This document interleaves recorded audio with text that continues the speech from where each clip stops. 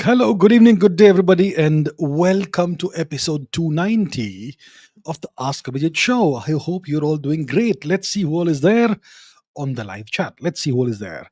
The the world teacher Jagat Guru Swami Vegananda, Abhyuday Singh, Dev, Ashwini, Soumi Jain, Suhas Chandra, Random Skull McLevin, Abhyuday Singh, Mr. Jam, Vikash PJ, Geopolitical Dubai, I'm Artistic Beneath, Freedom from Outcome from Canada, Vladimir Putin, Ram Ram, Ojaswit Kumar, Varun Prajapati, Ryan, NC Penguin, Danish Khajuria, Orbit and Markets, Nan D. Ish, Anant Singh, Kedar Parab, RPPL Indian American, Tanmoy Chakraborty, Mr. Jam, Dev, Geopolitical Dubai once again from Indore, Sumit Daksh, Ram Shukla, Avinash, Divnur Singh Pranam, Vikrant M9, Daksh Rayan, Arindam Das, Raghav Arora, Sandeep Naik, Sagar Ghare from Bangalore, Shiva Balaji, Shrey Singh Rawat, Shanks, Sensei, all right. Subrat Shukla, hello. Ankita ji, good evening. Himanshu Sain, hi. Beneath is saying hi from Antarctica. Ayush Singh, Abhi Chandel 005, Harley Didi Sun, well, interesting name. Gautam, Sanat Ojaswit Kumar, Sai Veni Kitchen, okay. Somi Jain from Jaipur, Rudra, Komal, Varun, Nova, Random Shots, Inbred Hacker. Okay, a really interesting name. Samir Kachru, Namaskar. Sujata Saha from Singapore, good evening, ma'am. Ramchandra Veda, Namaste ji. Himanshu Sain, Ozi. Okay, all right. Okay. So let's take questions. Let's take some questions. What questions do we have? We already have some super chats who are already waiting for me before I even started. Let's go with those. Ashutosh says, okay, first of all, a reminder to everyone, I will only take geopolitics questions today. Just putting it out there. Let's not discuss other things today. So, Ashutosh says, given the massive hard power differential, are we destined to become a vassal state of the US, or do you believe India can truly rise to the occasion and push through the sweeping reforms needed? Is India destined to become a vassal state of the US? Well, that's what the US wants. The US is trying everything in its power to make India a vassal state. And that's, see, right now on the geopolitical chessboard, India is the biggest piece that's up for grabs. Okay. And the US wants it, obviously. The Chinese are not in a position to vassalize India. Russia has never vassalized India or tried to vassalize India. The US wants to vassalize India. And the best way to do that is to apply all kinds of pressure on India, immense pressure from various directions. Create a fence of thorns around India. East Pakistan, West Pakistan, Nepal. Now they wanted the Bagram Air Base in Afghanistan, which can target 3 countries minimum: India, China, and Iran, and much more. And if Afghanistan is not willing to give Bagram Air Base, then bring fire to Afghanistan through Pakistan, and so much more. So the US does want India to become a vassal state, complete vassal state, another Japan kind of thing. That's what they want. Is India destined to be one? It all depends on the leadership of India. It is not good for India to be a vassal state of the US, because eventually we will, well, go down the drain. Right? That's what happens. That is the fate of all vassals. Eventually, they are used, and once they are no longer of any use, they are thrown away, and not just thrown away, balkanized. The British did that to us, and this could happen to us again if we are not careful. So it will all depend on the leadership. The current leadership, Prime Minister Modi, is determined not to allow India to be vassalized, which is why we are facing more problems now. All the problems go away if we become a vassal. There are people who are asking on X, I saw, that Mr. Modi has such a bad foreign policy, such a terrible foreign policy. Look at Dr. Manmohan Singh. When Dr. Manmohan Singh was Prime Minister, India-US relations were so good, so smooth. Yeah? When Pakistan did 2611, India did not even respond. Obviously, relations will be good if we are not a threat, if we are a nation without ambition, if we are a nation without any economic prospects, military prospects. Obviously, relations will be good. We were not a nation that mattered. India did not matter anywhere.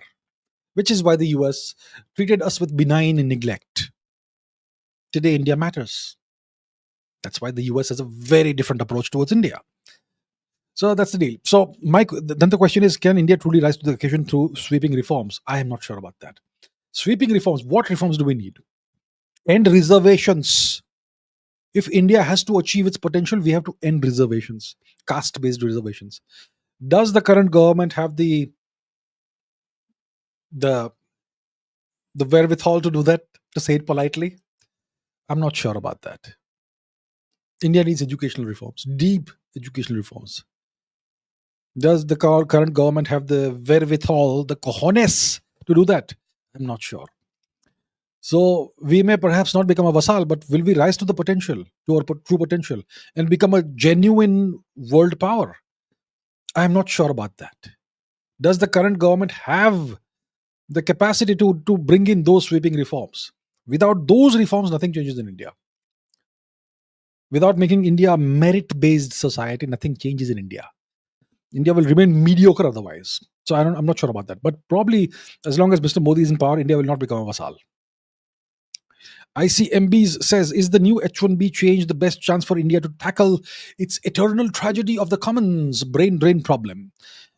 We are all guilty, sir. Everyone's guilty. So you don't have to say that I'm guilty myself. Everybody wants to leave this country. Everybody, if given the chance, will leave the country. Very few people actually have the chance, have the opportunity, have the means, but don't leave the country. Very few people like that exist. I'm sure we all know a few of those. Some of us may be those. So now, this H1B thing that the Trump administration has done, $100,000 is the apparently the one-time fee that has to be paid. Yesterday, that fellow, whoever his name is, the guy standing to the right of Trump, he was saying it's a yearly payment, annual payment.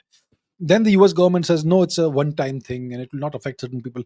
They are intentionally creating chaos. They intentionally spreading misinformation. The guy standing to the right of Trump, his own minion, is saying it's an annual thing. Then they go on Twitter, the US government, and says, no, it's not annual. To make it clear, your guy said on live TV, standing next to Trump, and Trump did not correct him. And then you come and say it's not an annual thing. They are intentionally, purposefully spreading confusion. And who's the victims? The Indian Americans, mostly. 70% of the H1Bs are Indian Americans. So yeah, there you have it. And not even Indian Americans, Indians who are on that visa, not really Indian Americans. So the point is, this is devastating potentially for Indians who have this great dream of settling in the US. So what Indians do is this: you take a big loan, 50 lakh rupees loan, and you send your child to the US to study on a master's degree or something, and you then spend the rest of your life paying off that loan.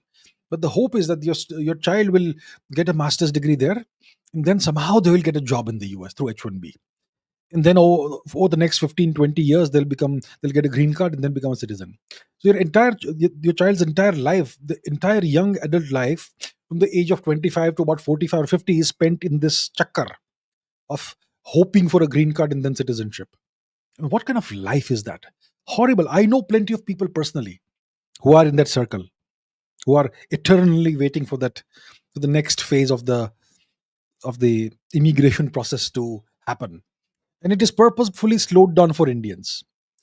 If you are born in Europe, the immigration process is fast like that. I would know. But if you're born in India, my goodness, they will slow everything down. So if it takes, let's say, 1 year for a person in Europe who's born in Europe, it will take at least 10 times that time period for Indians. So because of this new H1B visa policy, is it the best chance for India to tackle its eternal tragedy, brain drain? No. I mean, yes, but no. Potentially no.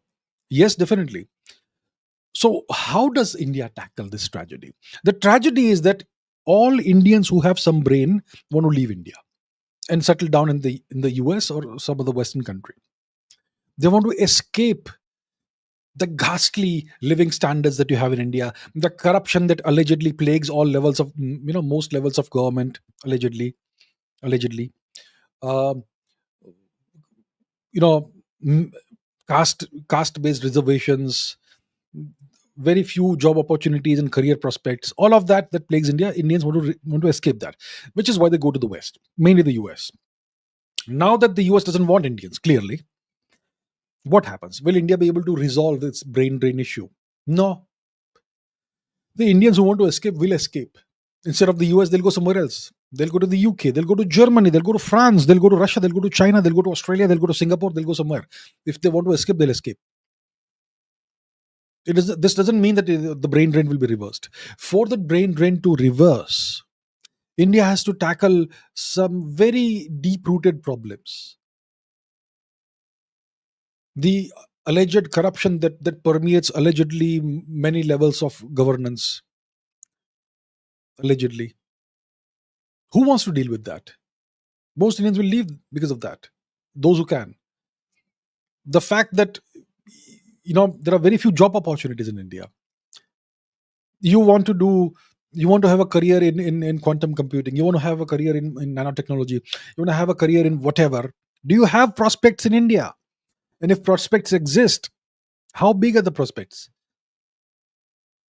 Do you have the opportunities in India to really flourish and bloom to the highest, to the best of your potential? Do you have it in India?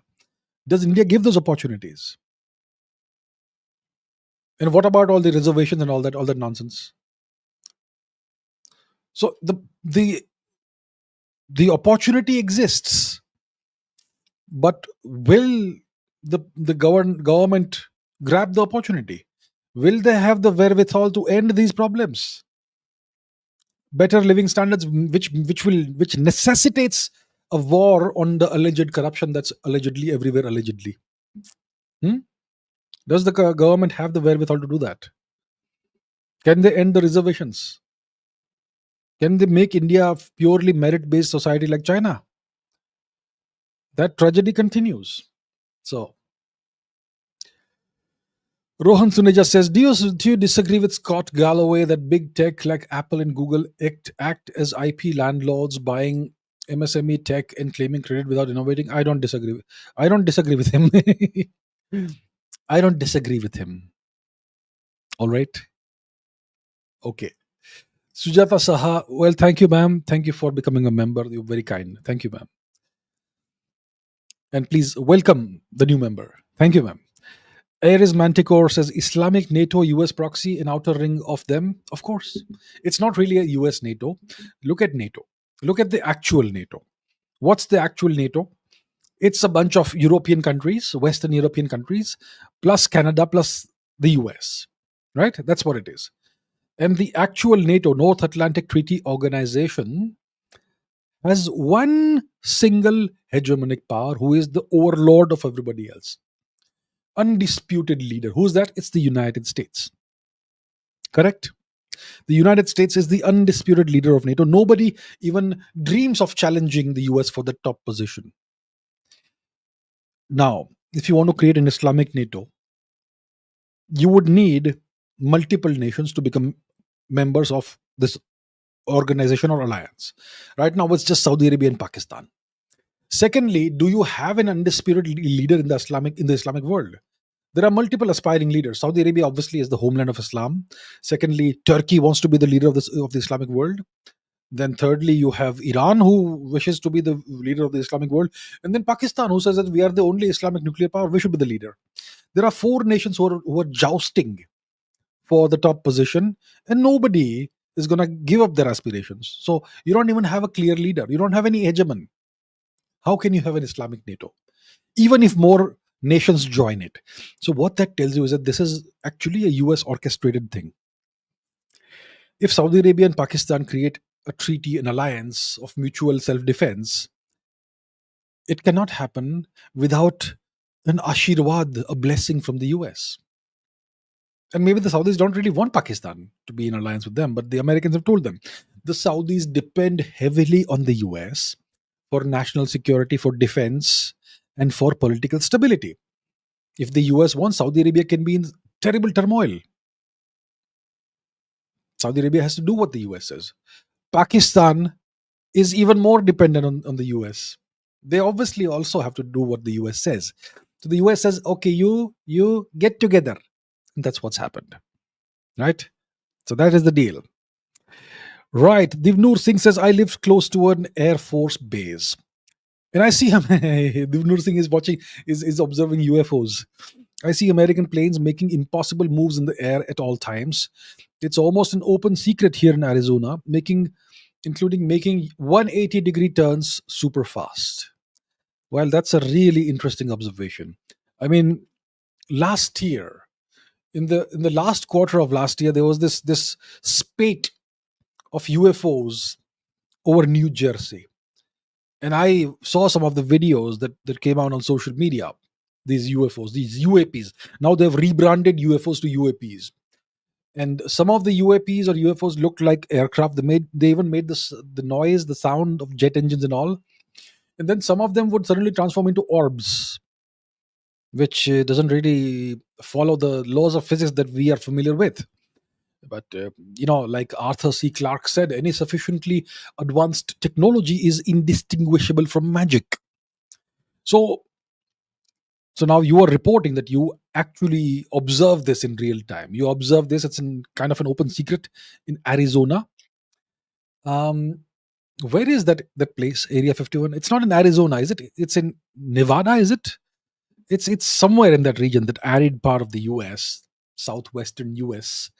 uh so yeah, so what's really most likely happened is that this is advanced military technology, and it's so advanced, possibly, that it looks to most people like it's UFOs. See, for example, there was this very famous air crash that happened in Roswell, Mexico, probably in 1947, I think. I don't remember which year exactly, probably 47. And there was this report, there was a bunch of reports in the US media that a flying saucer had crashed. And the reports were very quickly covered up, and the US military said, Air Force said, that this was a crashed air balloon, weather balloon or something. And the eyewitnesses had reported that the craft looked like this boomerang shaped thing or something similar. And that kind of is very similar to a, a very peculiar design that had emerged out of Germany, Nazi Germany.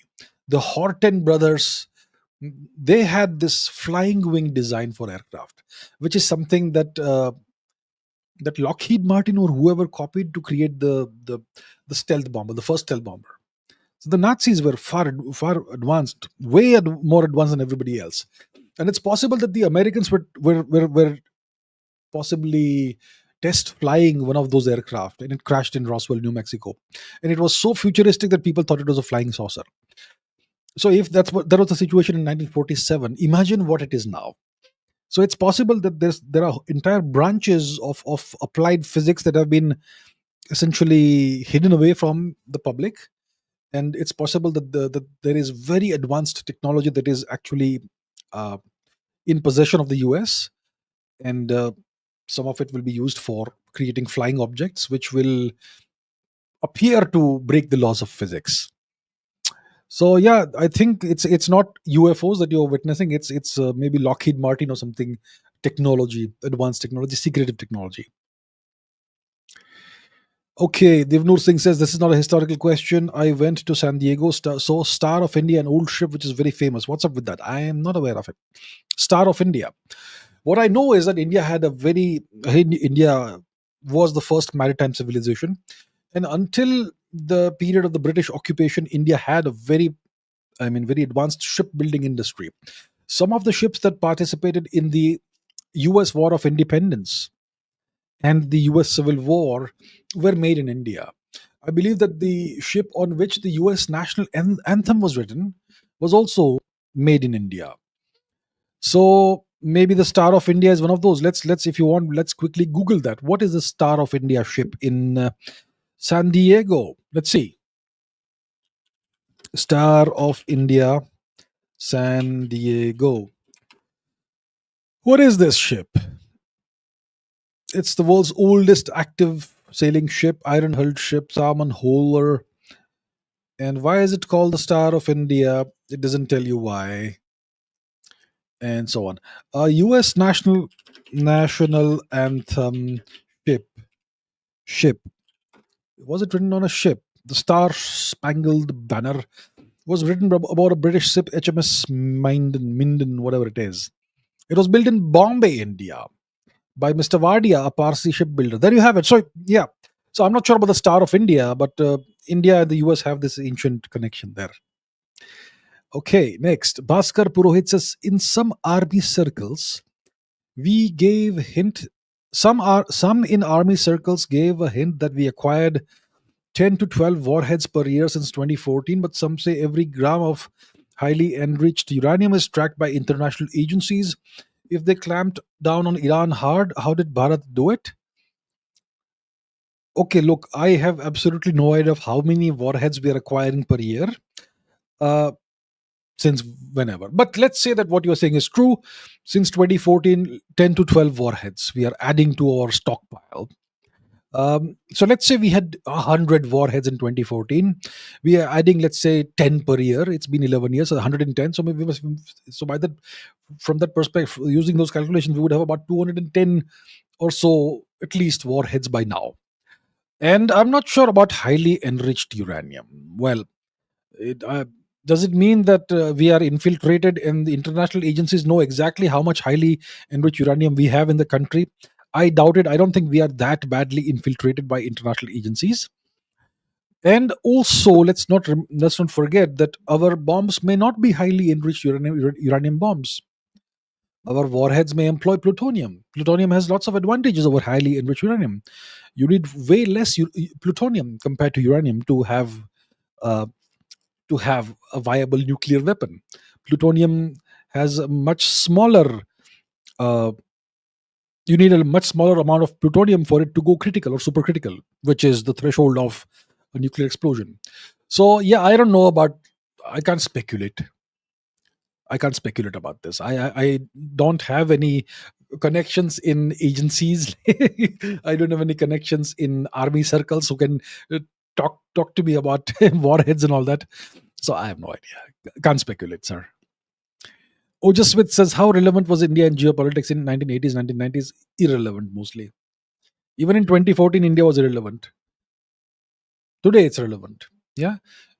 See, you are relevant in geopolitics if you are powerful, if you are really powerful, if you have the ability to disrupt the world order, shipping lanes, whatever. India did not have that ability.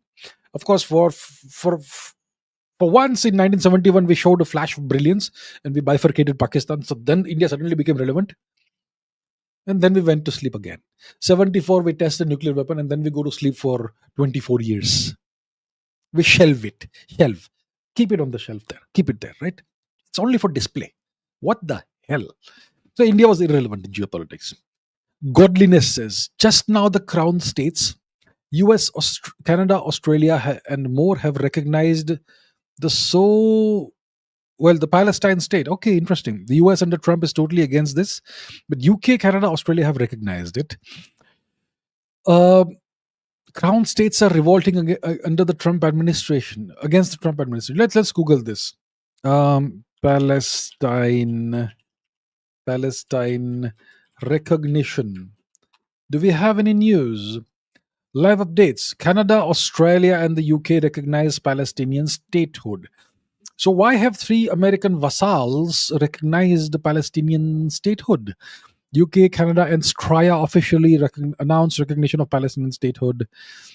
UK Politics Live, Crown States. What's the news saying? Starmer is going to announce it. And PM Abbas.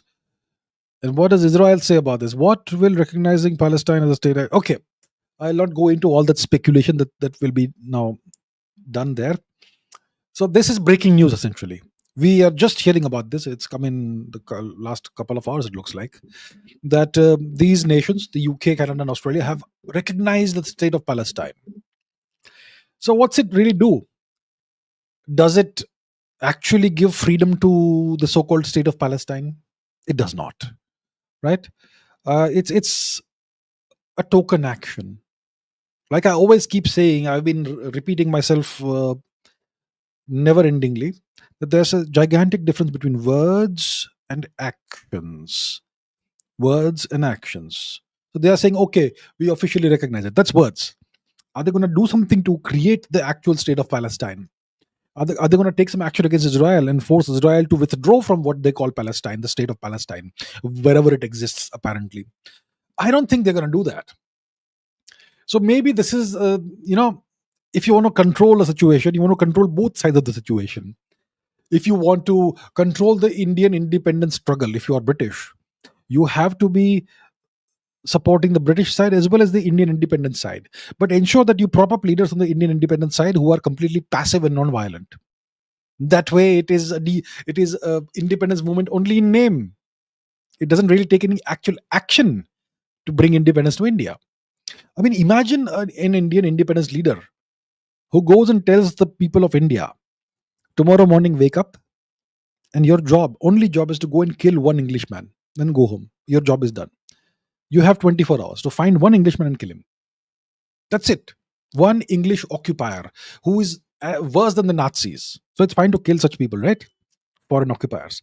If that had been done by some Indian leader, within 24 hours, India would have been free.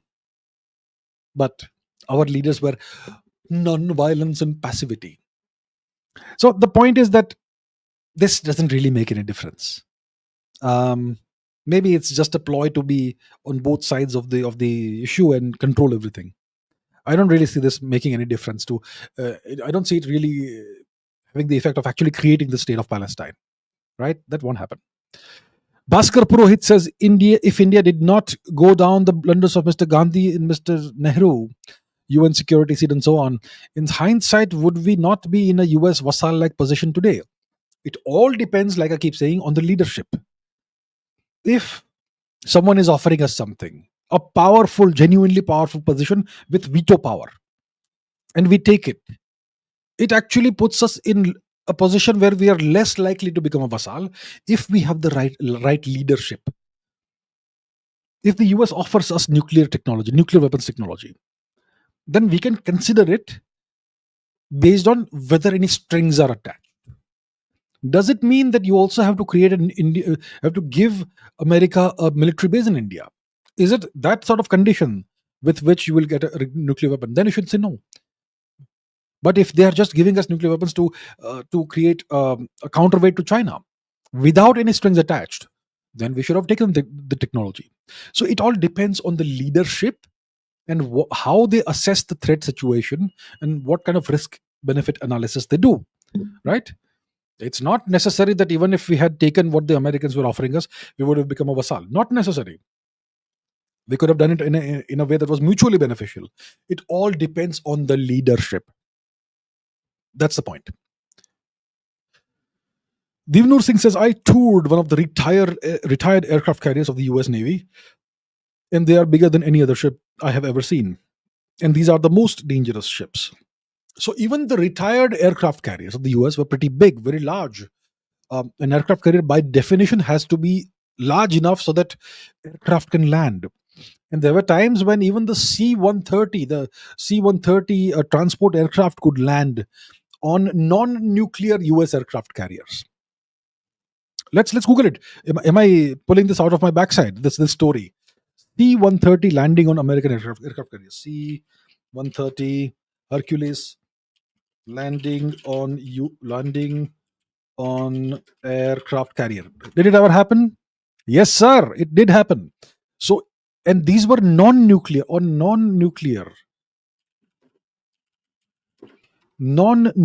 aircraft carrier. Yes, the C-31 Hercules can land on a non-nuclear aircraft carrier. So today you will have, suppose for example, the USS Forrestal, which is obviously retired now. This is a non-nuclear aircraft carrier. So you had these conventional aircraft carriers that were not even nuclear, which means that they were not as large as today's super carriers.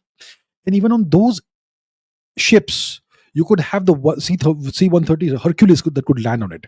So these were immense ships, even when they were non-nuclear. And today's nuclear aircraft carriers are genuine super carriers, like football field sized aircraft. So yeah, indeed, gigantic ships, and they carry immense firepower in the shape of not just the aircraft that are aboard, but also the missiles that they carry, the depth charges and anti-submarine warfare munitions that they carry, and much more. Super dangerous ships.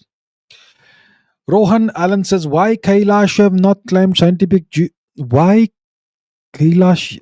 See, we are discussing geopolitics, sir. I said at the very beginning, I will only take questions from geopolitics. There is no geopolitical significance of Kailash and no scientific significance of Kailash. It has civilizational significance. All right. So we will not take this question today. Sorry, sir. MK says, when did the US deep state take control of the US? Well, I would say it would be before 1963. Before 1963. Exactly when? Well, that would have been a creeping takeover. Maybe the time when the US Federal Reserve was formed and it became a private entity, perhaps around that time, early 1900s. I can't really pinpoint the location in the temporal history of the US, but definitely before 1963. Divnur Singh says American youth is getting radicalized really fast. All over the world, I see fighting age men getting polarized. It looks like the Balkans everywhere. Does it look like the time before the First World War? Kind of it does, doesn't it? Kind of does. The US has never been as fragmented as it is right now. It almost looks like the US is back to the to the 1840s or something, or 1850s. You know what happened after the 1850s, right? I think everyone knows that. Yeah. So uh, the US is getting radicalized. The American youth, the American see, it's kind of like the perfect storm. The US education system has been declining. It's been slowly degrading since the 1950s and 60s. I think it was at its peak in terms of quality around 1950, 1960. After that, it starts declining. There's this radical left takeover of the US education system, of the US universities and colleges. And today you will find lots of American youth who can hardly read or write at the third, fourth grade level. That's how bad it is. There are people who have absolutely no understanding of the world outside of their little bubble. You ask them, what's the capital of Australia? They'll say they have no idea. If you ask them to point out where is Mongolia on the map, they'll not know where it is. That sort of thing. Absolutely no understanding of the world. They can hardly spell their own names. And when you are a person who has come up through that kind of education system, you have no ability to think critically. You have no ability to discern what's right, what's wrong, and make your own judgments of what's right or what's wrong. So you look for guidance outside. You look for guidance elsewhere. You look for some role model, someone who appeals to you, someone who resonates with you emotionally. And then you listen to that person and whatever that person has to say, and then you absorb all of that, whatever the person is saying. This is called second hand thinking. So most of the thoughts and beliefs and all of that Americans have, it's not something they have come upon themselves. They have not thought it through. They have simply absorbed someone's dogma. Dogma is essentially second hand thinking, the product of somebody else's thinking. So everyone is filled with dogma, and whoever they find that appeals to them in some way, they kind of believe what they say. And that's how you have this polarization of society. There's either the left liberals or the right wingers, the MAGA crowd, and there may be some other factions who are much smaller in number. So especially if you have been through higher education, college or university level education, if you have gone through that, there's a very high chance you're going to be a left liberal. And that's the situation. So the American youth is genuinely like super polarized, super radicalized, and this sort of thing is happening in Europe also. So there's tremendous polarization everywhere. True. And the US looks like I said, kind of back to its 1850s moment, 1840s, 1850s. And the rest of the world, especially Western Europe, etc., is being swamped with immigration. The people are helpless. There's nothing they can do. Everything is being done through Brussels. Brussels is orchestrating all these immigration policies, and the people feel helpless. Maybe there'll be some spark somewhere that could, who knows. But the problem is that during the First World War, you had lots of genuinely independent nations. nation states, and they all had agendas of their own, and they were all waiting since essentially since 1871 to for the right moment to take action to achieve whatever their agenda demanded. So these nations were all genuinely independent. Some of them formed blocs and coalitions and so on. But today in Europe, you have no independent nation, no sovereign nation at all in Europe. They're either part of the EU or NATO or both, which means they are not sovereign. So they're helpless. The real power in Western Europe is the US. And in the East, you have Russia. So the world is going back to the imperial system, and that's the situation. Kind of, yeah. So Divnur Singh says, why did the US pull out of NATO Article 5? I'll have to look it up. What is NATO Article 5 and what is this? NATO Article 5, what is that? NATO Article, what's 5? What's it say? An armed attack against one or more members will be called. Okay, that thing. Is the US part of that? USA, what's the deal? Obligates the US, has US pulled out? US pulled out, really? Really? US have pulled out? NATO invoked. I'm not sure the US has pulled out of it. Can Europe still count on? Trump has threatened to withdraw the US from NATO and all. I'm not sure if the US has pulled out of NATO Article 5. As long as you're a member of NATO, you have to abide by all the articles of NATO. You can't pick and choose and cherry pick which article you will accept and which you will not accept. That doesn't work. It doesn't really work like that. As long as you are a treaty member of NATO, you have to abide by all the articles. I'm not sure if the US has pulled out of Article 5. To do that, you have to pull out of NATO itself, I would say. Okay. Dan Dave says, I'm on H1. I make 300,000 plus here as a senior project manager. H1 will remain on paper. H1 visa holders will simply leave because of the chaos, anarchy for visa holders. That's what it looks like. There's this tremendous confusion right now that the Trump administration has purposefully created. What's his name? That guy, Trump's minion. Lutnick, right? Howard Lutnick. He said yesterday on live TV that there's going to be an annual fee of $100,000 for each H1B visa. He said that standing 1 foot away from Trump, and Trump did not correct him.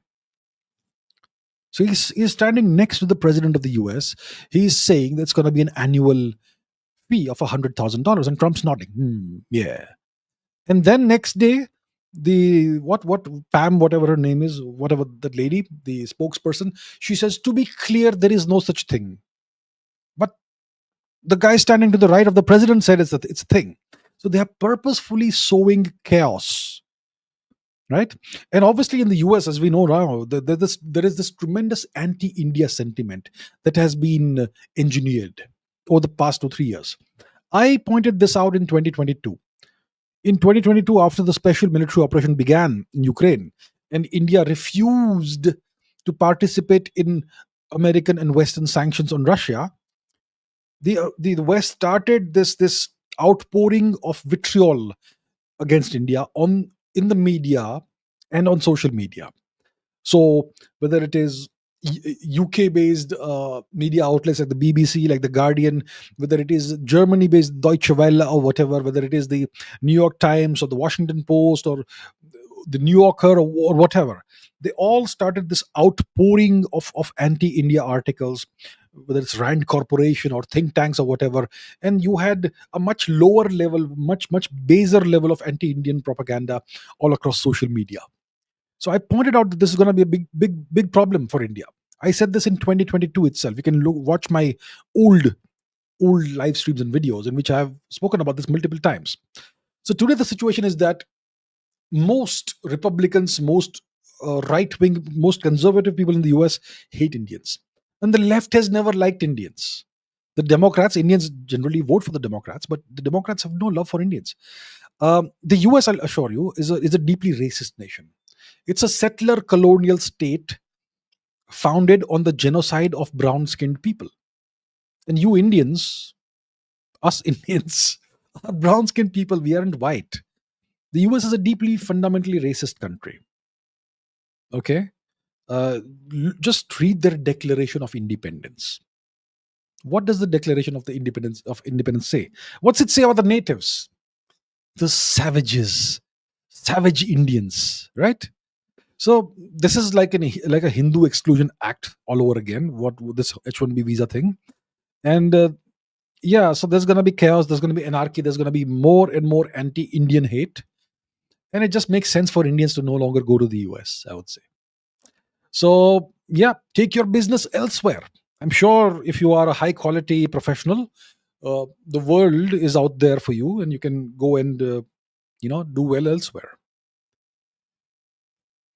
Divnur Singh says, in a pure war scenario, will Saudi Arabia now have to stand against India? I doubt if Saudi Arabia will actually come to Pakistan's aid in a material sense if there's a resumption of Operation Sindoor or something similar.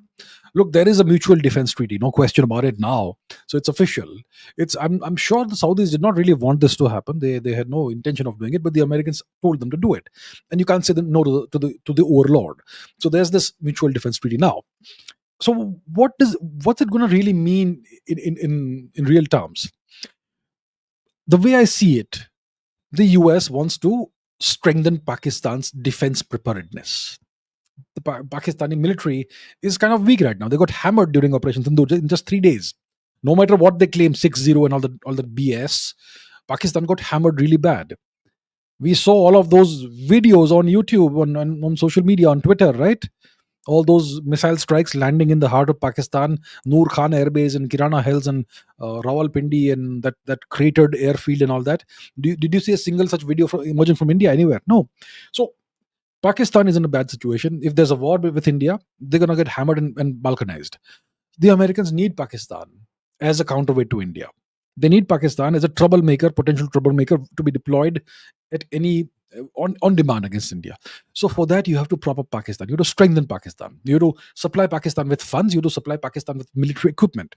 Now, Pakistan is a terrorist nation that harbored Osama bin Laden. So you can't do it openly. Otherwise, the US public will question Trump. What the hell are you doing, Trump? This is not why we voted for you. So then the simple answer is you route it through Saudi Arabia. So I think Saudi Arabia will serve as a conduit for American military equipment and American funding to Pakistan. Or maybe the Americans will just tell the Saudis to give their own money to Pakistan. Whichever way it works, that's the role Saudi Arabia will play. If there's a war, I don't think Saudi Arabia will be involved directly. Maybe they'll send funds, they'll send oil, maybe they will send more weapons to Pakistan. But I don't expect Saudi soldiers to go toe to toe against Indians. I don't expect that to happen. MK says Israel is a sovereign country, then who and why, etc., orchestrated Israeli judicial reform protests? Can we kick out Starlink now as relations hit bottom? I think Starlink needs to be revisited. We can't have Starlink in India. If Israel is a sovereign country, who orchestrated 2023 Israel judicial reform protests? Maybe the Israelis did it themselves. Who knows? Who knows? Maybe they did not want Netanyahu. And you can say that now there is no protest against Netanyahu. What happened to the trial, that corruption trial against Netanyahu? It's all very quiet now. He has proved his worth. So no trial, no protests now. The judiciary is pleased. Everybody is pleased. So you can see everything is fine now. But about Starlink, I completely agree with you. Starlink needs to be kicked out. We can't have Starlink in India. Aryan Tejas, thank you, sir. Thank you very much. Divnur Singh says, does India have its own UAPs? Well, I haven't seen any personally. I hear rumors of such activities sometimes happening in the far north of India, the Himalayan region, etc. But I don't know. I'm not sure that we have our own UAPs. I don't see any reports coming out on social media or any such thing. See, today everybody has a cell phone. Everyone can take at least a blurry kind of image if there's a UAP somewhere. And you sometimes see people taking videos of missile launches, rocket launches, and so on whenever they happen. The contrails, glowing contrails. Whenever there is some kind of re-entry of space debris, like what happened a couple of days ago over Delhi and Noida, people take videos and the videos flood social media. So the people of India are ever ready with their cell phones, right? But you don't see videos of UAPs or UFOs emerging out of India. So looks like we don't have that, as far as I can tell. Sam is a new member. Thank you so much, sir, and welcome to membership. Thank you so much. Appreciate that. In 1991, what was my reaction when the USSR dissolved? In 1991, I was an immature child, and I was very taken with American propaganda. So I was like, yes, the evil empire has dissolved. The world is now free and democratic. That's what I believed at the time. You see, you learn, you evolve. Many of the beliefs you have, they change over time, and they should. Otherwise, you're not learning. You're not growing. In 1991, when the Americans invaded Iraq, I was like, why isn't India getting involved? We should be on the right side of the world. Saddam Hussein is this evil dictator. We should be taken out. That's what I believed is this silly, naive, immature child. I was at the time deep into my study of history and whatnot, but I still did not have the patterns. I could not still see the patterns yet. I could not really tell what's right and what's wrong at that time, right? So yeah, I was a naive, immature, silly child, and I was like, yes, USA, the best country in the world.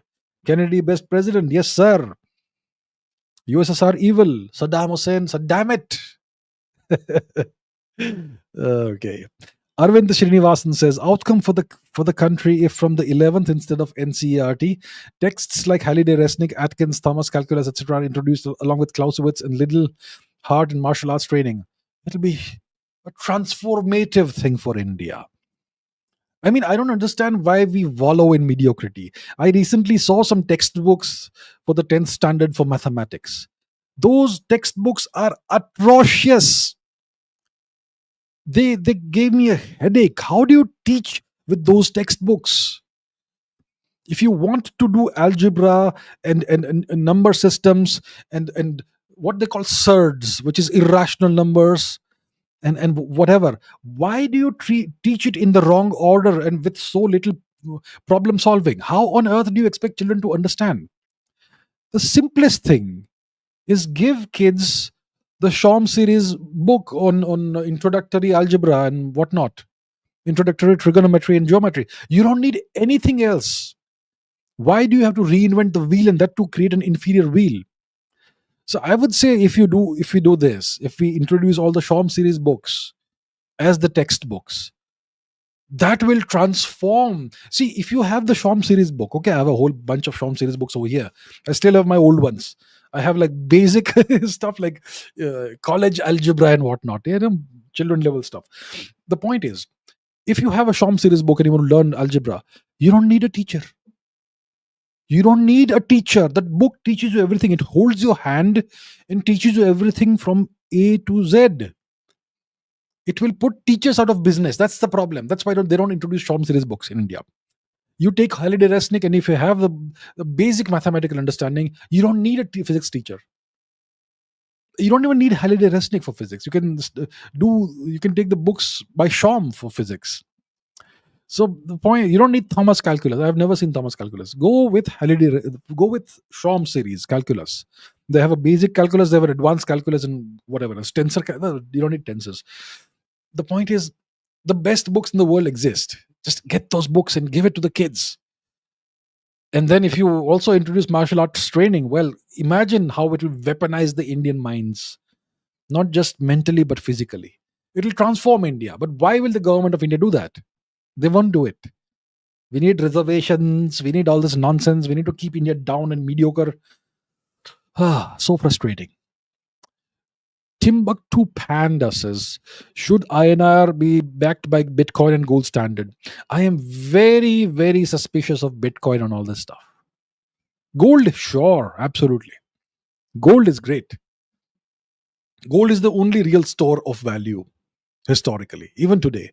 Bitcoin and all, one solar flare and all your Bitcoin is fried. Okay, so yeah, I don't trust Bitcoin. It's not a long-term store of value. It's not. Gold is. Unknown user says global left runs narrative in every country. In India, the push narrative of making citizens feel more inferior, the Indian inferiority complex. It's perpetuated by the education system, by your textbooks, by your goddamned professors and teachers, and also by the news media and the entertainment industry and all that. The whole society perpetuates this. It's a self-perpetuating loop. So how will this change? Will the left always remain strong and is collapse of the left possible? Anything is possible. How will it change? It will change when India has the right kind of leadership, really strong leadership. Anything is possible. What is the left? The left is, in India at least, the left is allegedly a bunch of mercenaries who will work for allegedly the highest alleged bidder. Allegedly. That's the Indian left. In China, the left is the Chinese Communist Party, and they are supreme patriots. In the USSR, the left were the the Soviet Communist Party, right? And they were also patriotic. They were not. They executed traitors, right? But in India, allegedly, the left is a bunch of alleged mercenaries who allegedly work for the highest alleged foreign bidder. So so so it will change if we have the right leadership. When we have the right leadership, strong, iron-fisted leadership. Is the collapse of the left possible? Of course, it's possible. Divnur Singh says, so democracy has almost failed all across the globe. Is a China like one party rule better, or North Korea like dictator, or Stalin like socialism? I would say for every country a different. Every country, depending on its culture, on its values, should have its own form of governance. See, we have done this experiment with democracy. Has it really worked out for India? Think about, see, we have the oldest known history of all cultures on the planet.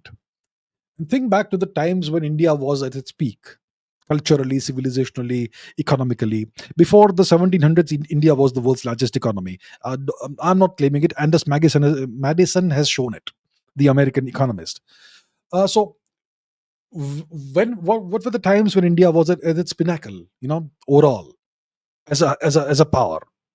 You can think of the various imperial periods: the Mauryan Empire, the Kushan Empire, the Gupta Empire, the Chola Empire, the Maratha Empire, and so on. So, what do all those periods have in common? Imperial rule, non-democratic rule.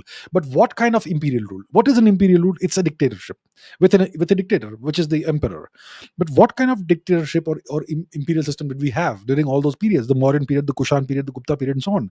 It was dharmic dictatorship, right? So for India, that's what will work best. Dharmic dictatorship, which means a benevolent dictator. Example of benevolent dictator: Lee Kuan Yew. Great man, iron-fisted ruler, but a great man who spent his entire life dedicating himself to the upliftment of his people and his country. That's what you need, right? So I would not say that we need someone like Stalin. I would say we would need someone like Vishnugupta Chanakya plus Chandragupta Maurya, or Ashok the Great, who was possibly both of them combined into one, or perhaps someone like Kanishka the Kushan, one of the greatest Indians ever, or maybe someone like Skandagupta or Chandragupta II, or maybe someone like Chhatrapati Shivaji Maharaj, or someone like Rajendra Chola, that sort of thing, right? Someone who walks the path based on the teachings of the Bhagavad Gita, not Gita, Gita, the Gita of Bhagwan. Who? Shri Krishna, the man who tried his best to avert war, but when all attempts failed, he said, kill them all. the evil guys. Right. MK says, is the government of India aware of ministers whose family members are Western citizens and how to handle it? And how will India now act on the next Dalai Lama? Is the government of India aware of something? Well, you have to ask the government of India, not me. I am not a representative of the government of India. So I am not the person to ask this question, sir. I think whatever the situation is look, if everyone knows it, I'm sure the government of India also knows it. By government of India, what do you mean? What do you exactly mean by government of India? Do you mean Shri Modi ji? I suppose Shri Modi ji knows everything. How to handle it? That's for Shri Modi ji to decide. At least we can trust him, right? How will India act on the next Dalai Lama? It will all depend on how China behaves. We shall see. All right, we shall see. It will behave. It will depend on China's approach and attitude towards the India-China relationship over the next coming period of time. India and China are now both being targeted and encircled by the US. So is Russia. The US looks like it's hell bent on creating RIC. But how will China approach this? How will China behave? What is China's approach and attitude going to be like? Depending on that, and what do I mean by that? I mean that if we want a constructive India China relationship, that can never happen unless the core issue is resolved, which is the undemarcated India Tibet border. Will China show willingness to resolve this in a certain time frame? Or will they keep dragging their feet? If they keep dragging their feet, then to hell with China. We'll see. We'll figure a way out. Because without resolving this issue, you can never normalize India-China relations. So it will all depend on the approach of China. Vivek Singh says, the Ministry of Defense is beating around the bush to buy the IAF squadrons.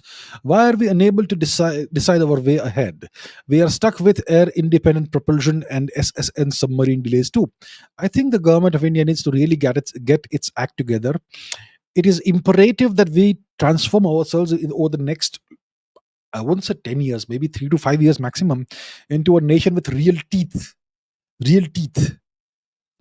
For that, we have to transform ourselves into a very powerful military equipped nation.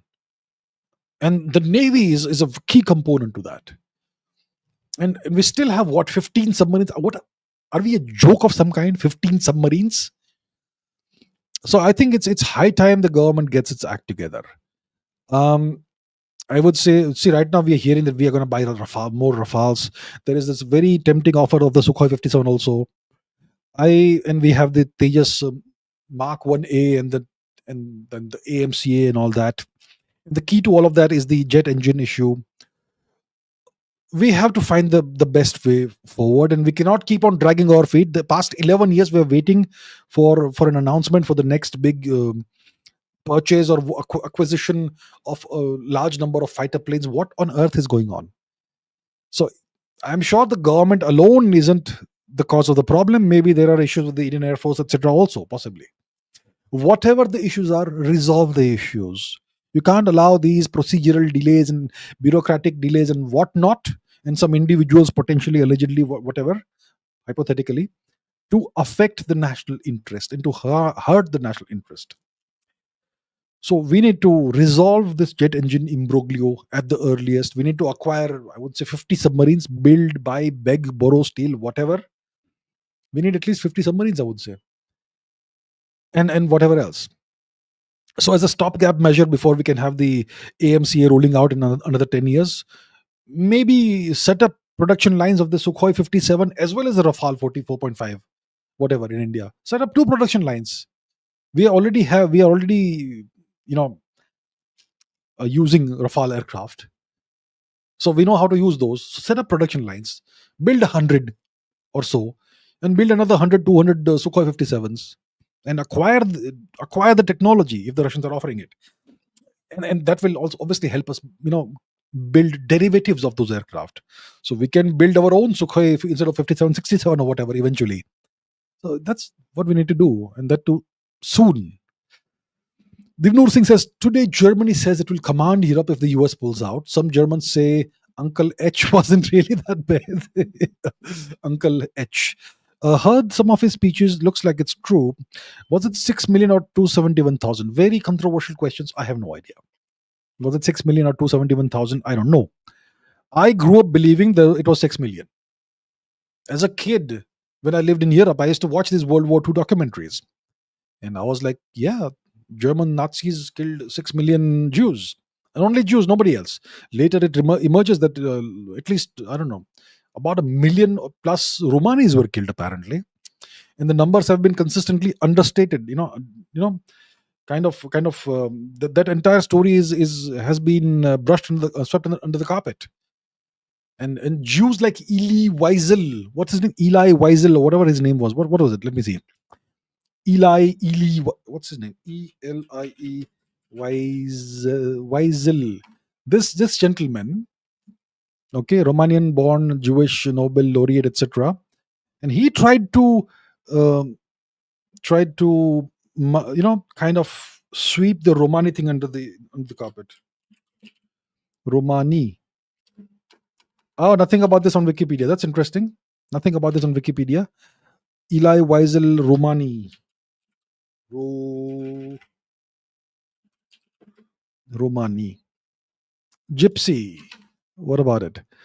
So this entire thing is now you will not find anything about this. Remembering the Roma victims of the Holocaust. Okay, this lady, it was claimed she was Jewish. She was actually Romani.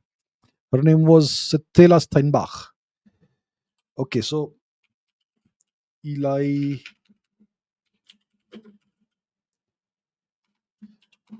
Okay, so that entire story seems to have been airbrushed out of existence, it looks like.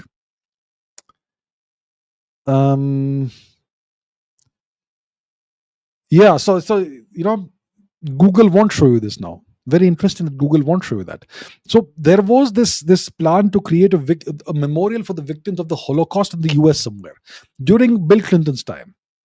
And there was they had intended to also honor the Romani victims of the Holocaust. And this guy, Eli Wiesel, was against that.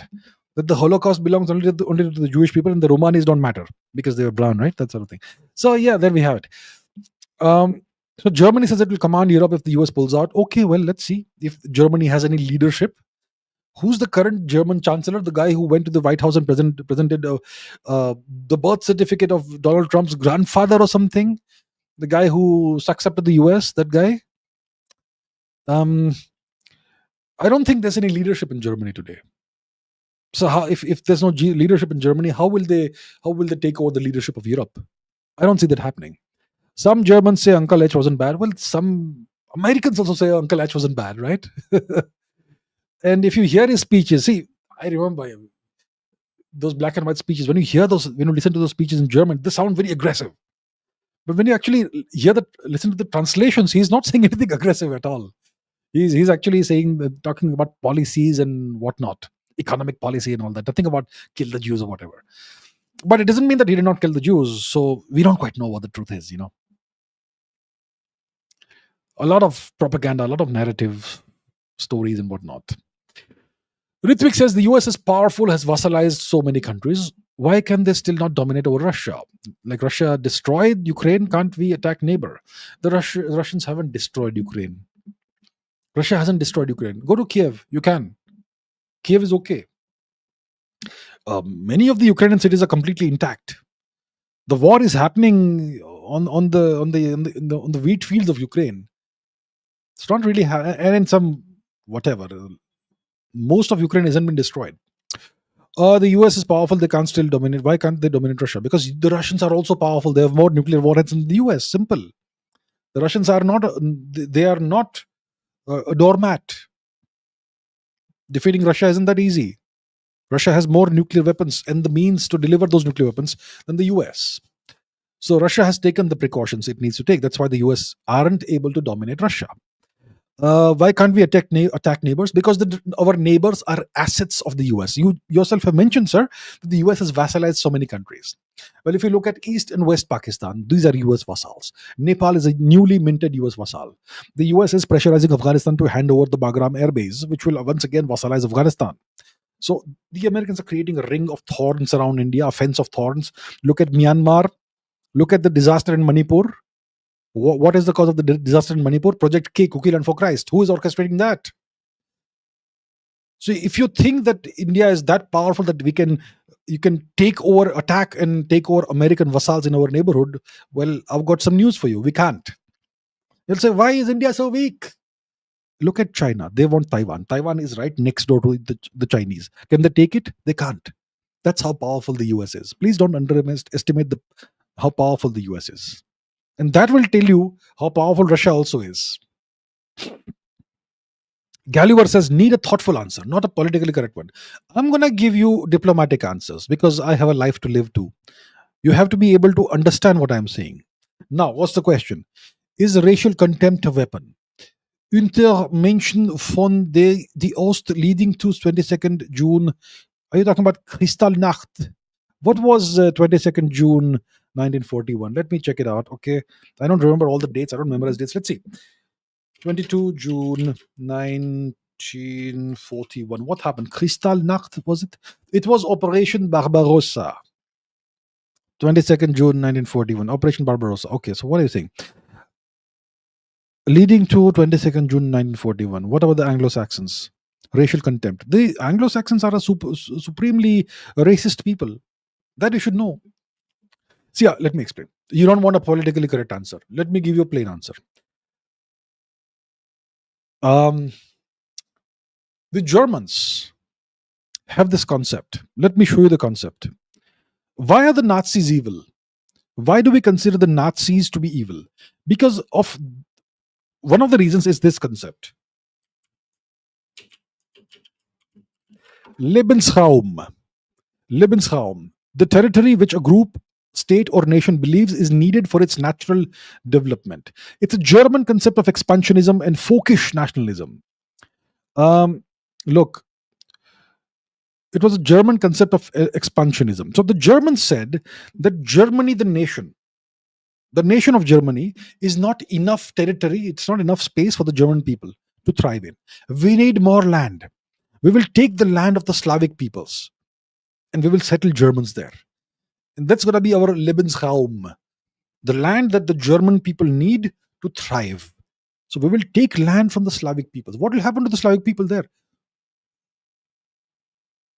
That, okay, we'll kill them off, or we'll send them to Siberia, which is another euphemism for killing them off. So the Nazis were so evil, they wanted to take over the land of the Slavic peoples to the east of Germany, big, more than Germany, land that is more than the nation of Germany, and they will get rid of the people who live there, eliminate them, and settle Germans there. And that's how Germany will thrive. Such an evil concept, right? Lebensraum. Now think about it. The Nazis, so naturally we consider Nazis to be evil because they have this evil concept. Take someone's land, exterminate those people, and settle your people there. Lebensraum. Now, the Anglo-Saxons, what did they do in North America? They implemented the concept of Lebensraum on a continental scale. Not just in North America, also on another continent called Australia. They wiped out the natives of 2 continents and created Lebensraums there. They took the concept to us and implemented it on such a scale that the Nazis could not even dream of such a scale. The Anglo-Saxons. Who's the original Nazis? Am I being politically correct now? And what was behind all of this? The belief that they are superior, and the brown-skinned people who lived in these places, their life was worth nothing. So they exterminated between 50 to 100 million Native Americans and God knows how many Native Australians. Yeah, there you have it. Divnur Singh says, is a controlled demolition happening of the US? They can deconstruct the US and make it seem like they lost power naturally to fool us. I mean, who's they? Who is they? I don't think a controlled demolition is happening right now. A controlled demolition of Europe is happening. That I can see.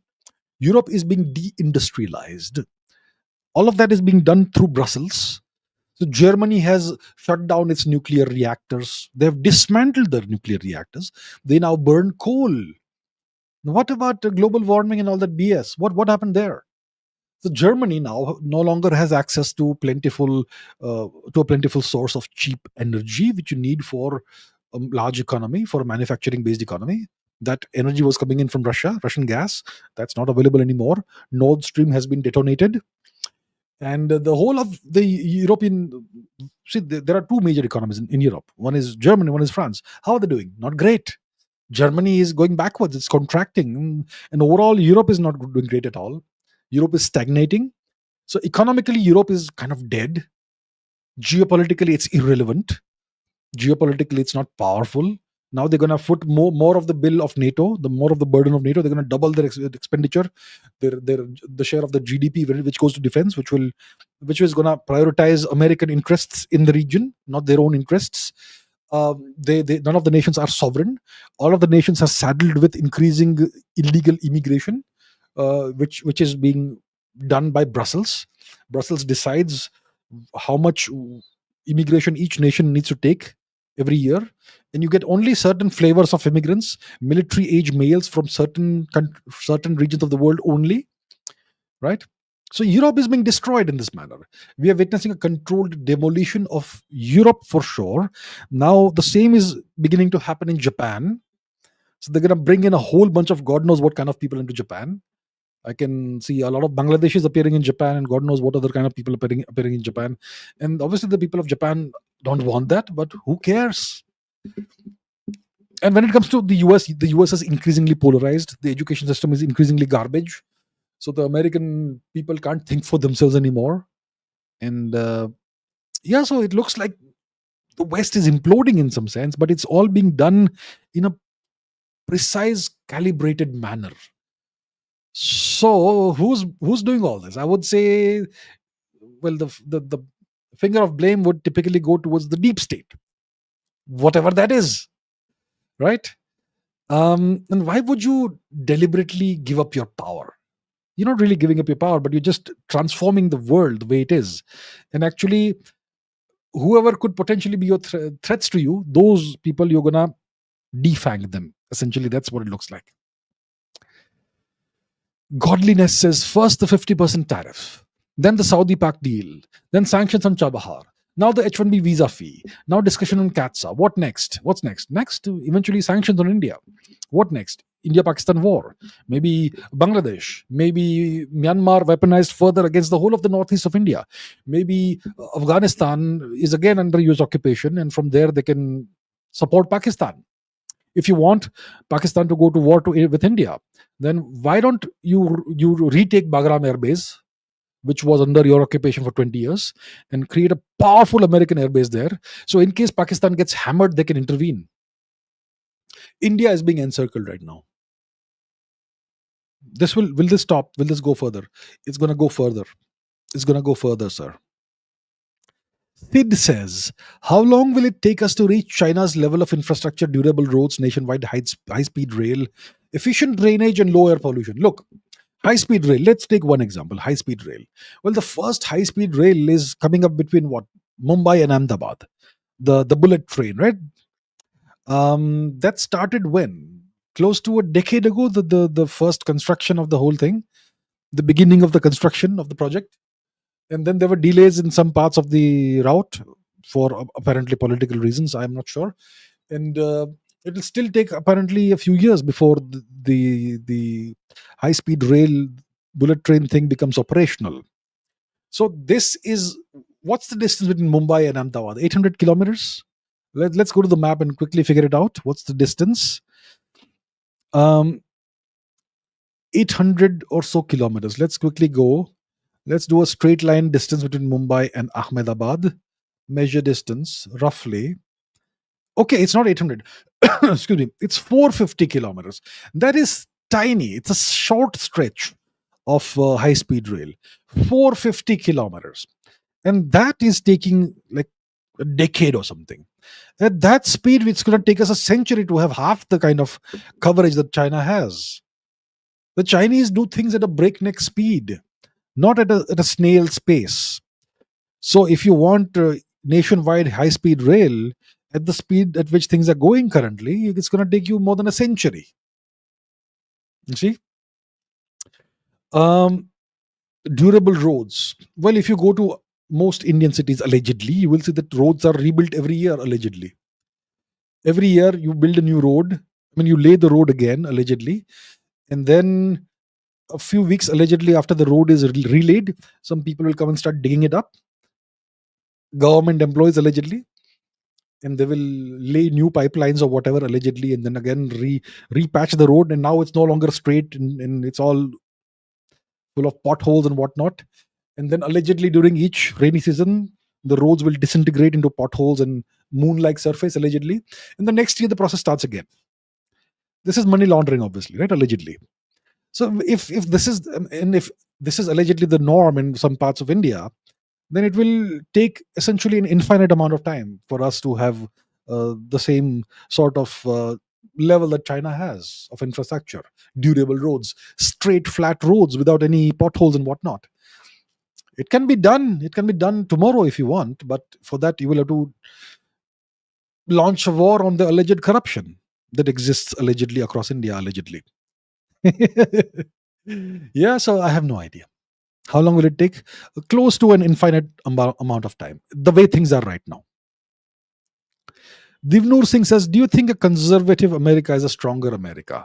I was personally in MAGA for a while. Looks like everything is better in general than the liberals.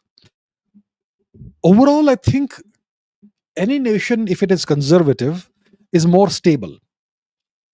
See, what is the liberal movement?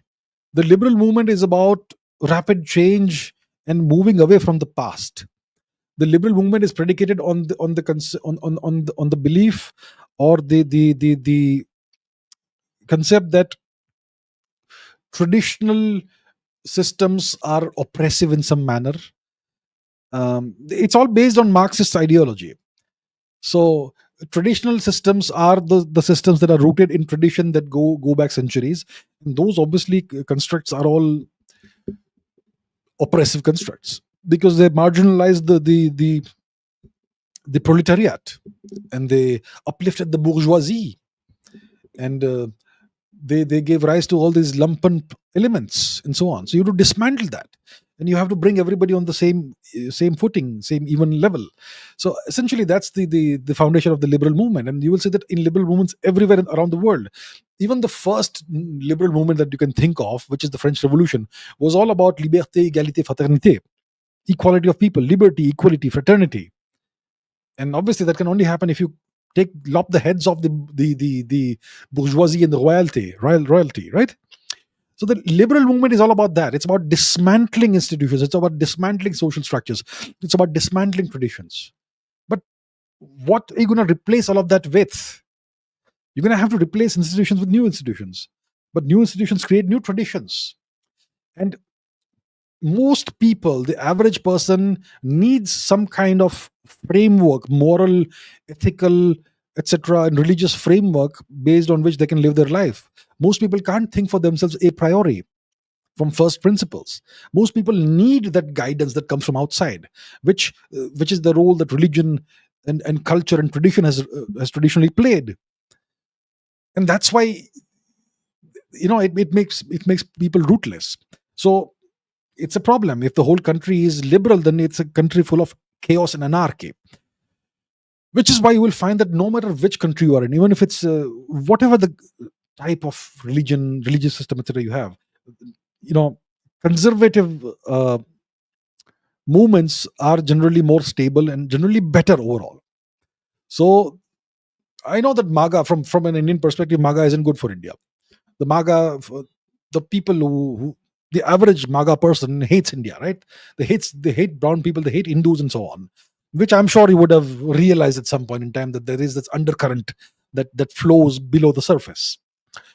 But yeah, overall it's better than the liberals for the country itself, not for other countries possibly, but for the country, for the US itself. Yeah. Okay, Project Smiling Buddha says assessment about Prime Minister Modi's statement, our enemy is reliance on other countries. When did he say that? Did he say that today? He gave an address to the nation today, which I kind of briefly caught. I was talking about GST rates and such. So are these words just words or some actions that can be expected? I'm hopeful that actions will come out of this. See, Prime Minister Modi is a man of action, that we know. The action may take time because of the kind of system that we have, but he is a man of action for sure, that we can be pretty certain about.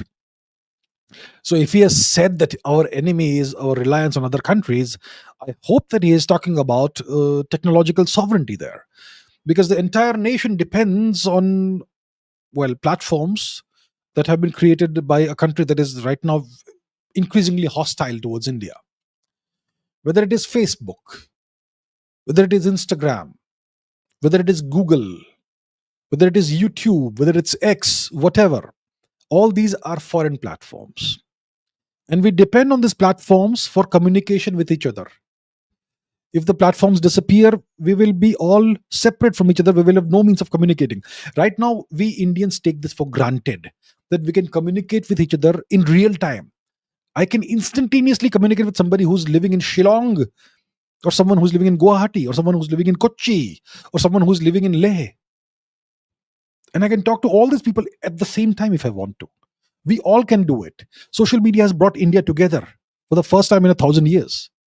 But it's a borrowed platform. It's a foreign platform. And they decide what happens on these platforms.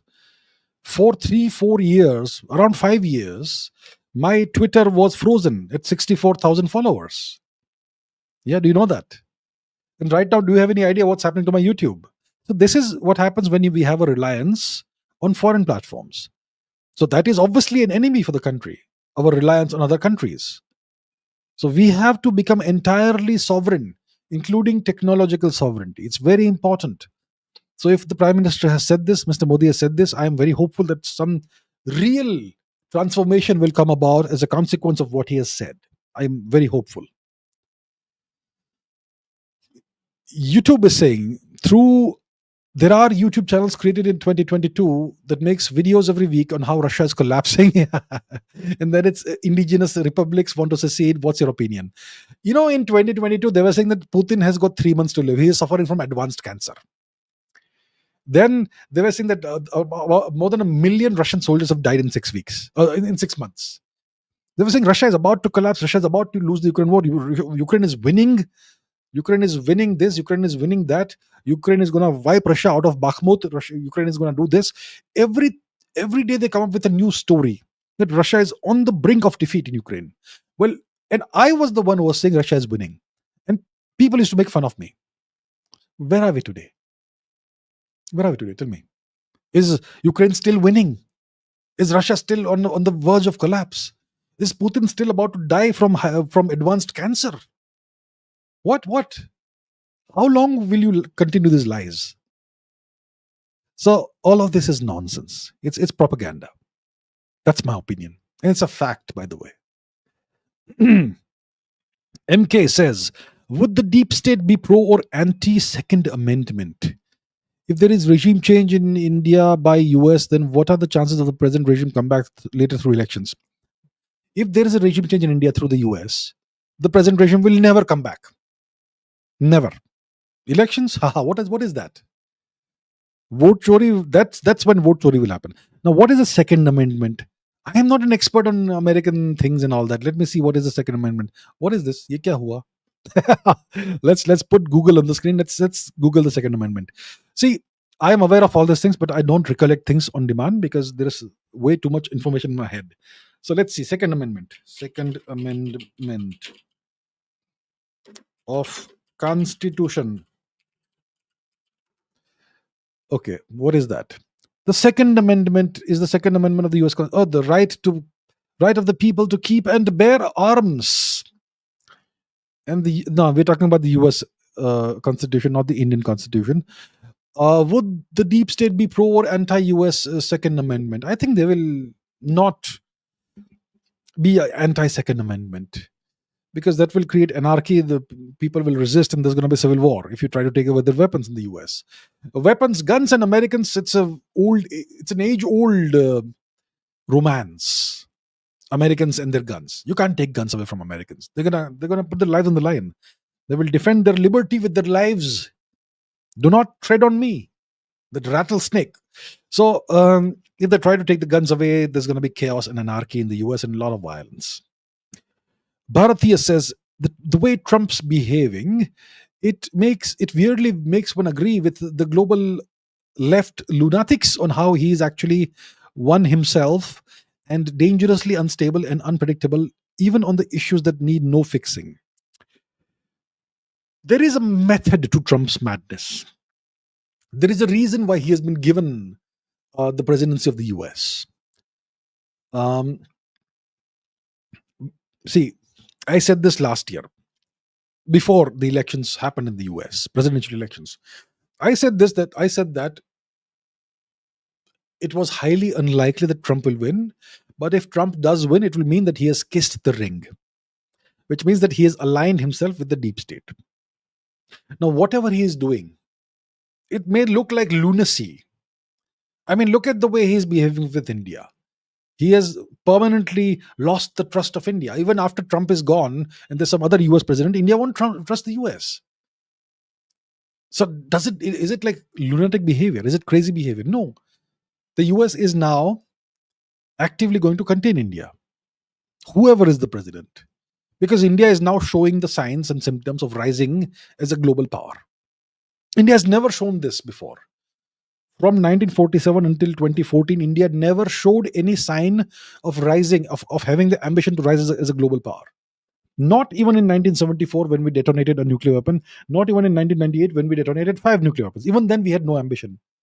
We were a mediocre nation with zero ambition of any greatness. But from 2014 until now, India is becoming dangerous. So what Trump is doing makes sense from an American perspective. If he has set fire to the global economic order, that also makes sense from an American perspective. The American perspective is that we created an order. We created a global economic order that our enemies have exploited to enrich themselves and make themselves powerful. So we're going to dismantle the global order that we created, and we're going to create a new order.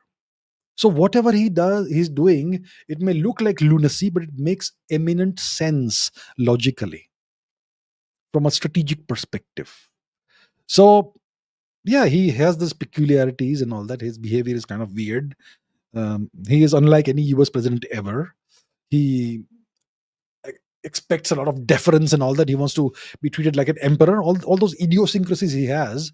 But overall, whatever actions he is taking are exactly in synchronicity with what the deep state wants. So nothing lunatic about that.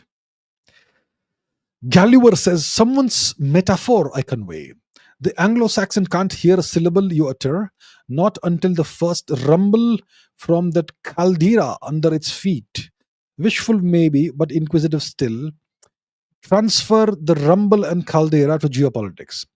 So caldera means the mouth of a volcano, right? The crater that is the vent of a volcano. Rumble is the warning that comes from volcano before the earthquake or before the eruption. That's what you're talking about.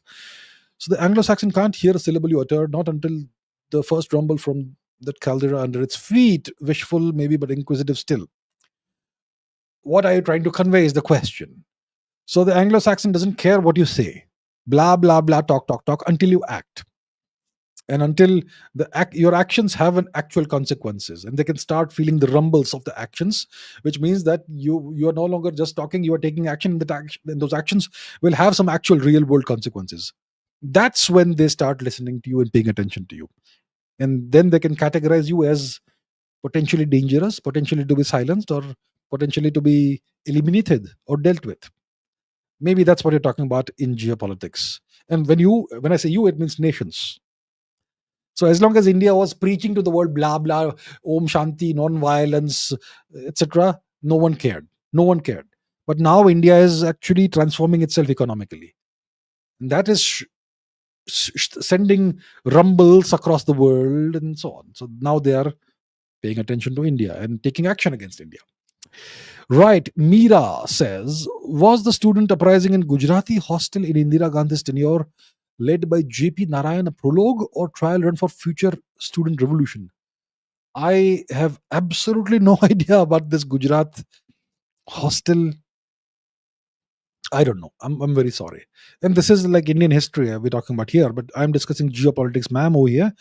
So even if I had the answer to the question, I'm not taking history questions today. We're discussing only geopolitics. I said that in the beginning, and even the title of this live stream is geopolitics. So, and anyway, I am not aware of this. There was a student uprising in a Gujarati hostel during Indira Gandhi's time, led by J.P. Narayan. Now, I'm not familiar with that part of history. Sorry. Very sorry. Okay, AKS Bagga says, why don't you start a company to advise corporations on current affairs and geopolitics, just like the Eurasia Group or Peter Zahan? Well, that's an idea. That will make me even more dangerous than I am right now. and even more inconvenient than I am right now. Do Indian corporations need this? I mean, they need this, but are they aware of the fact that they need this? The need for geopolitical forecasting and risk analysis. Oh, it's an idea. It's a good idea you're giving here. Maybe I shall think about it seriously. Thank you for the idea. Maybe I may have thought of the idea actually, Who knows? Rahul Lakshmanan says maybe Starlink will be our link to the America party. Long term international relations, perhaps. Starlink needs to be removed from India. It is our link to nothing but vassalhood. Okay? No America party, no long term international relations. Starlink is poison. Starlink is dangerous for India. It will empower anti India elements. Nothing, there's no free gift in the world. There's no free service in the world. Even if the service is a paid service, still it has nefarious purposes. Starlink needs to be removed from India. It should never be operationalized in India. That is my sincere advice to the government of India. Divnoor Singh says, I personally did not face any racism here in the US. In fact, the US right-wing people liked me. But is it good for Americans if H1B visa holders go back? Is it good for Americans? Okay, I'm glad you did not face any racism. That's good. Right-wing people liked you. Well, I'm glad to hear that. Fine. Okay, now, is it good for the US if H1B visa holders go back? I mean, what percentage of American job openings do H1B visa holders even take? I'm just guessing out here, but I'm guessing it's about 2-3%. So let's say you have 100, hypothetically 100 job openings in the US. Most likely only 2 or 3 of the job openings will actually go to H1B visa holders. So that's a minuscule percentage, first of all. But what kind of jobs do H1B visa holders do generally? They do extremely important jobs. They are generally involved in technical operations, generally typically in the field of IT. They handle the IT operations for most Fortune 500 companies. They are behind the workforce. They are a significant component of the workforce in Silicon Valley and various American tech corporations and startups.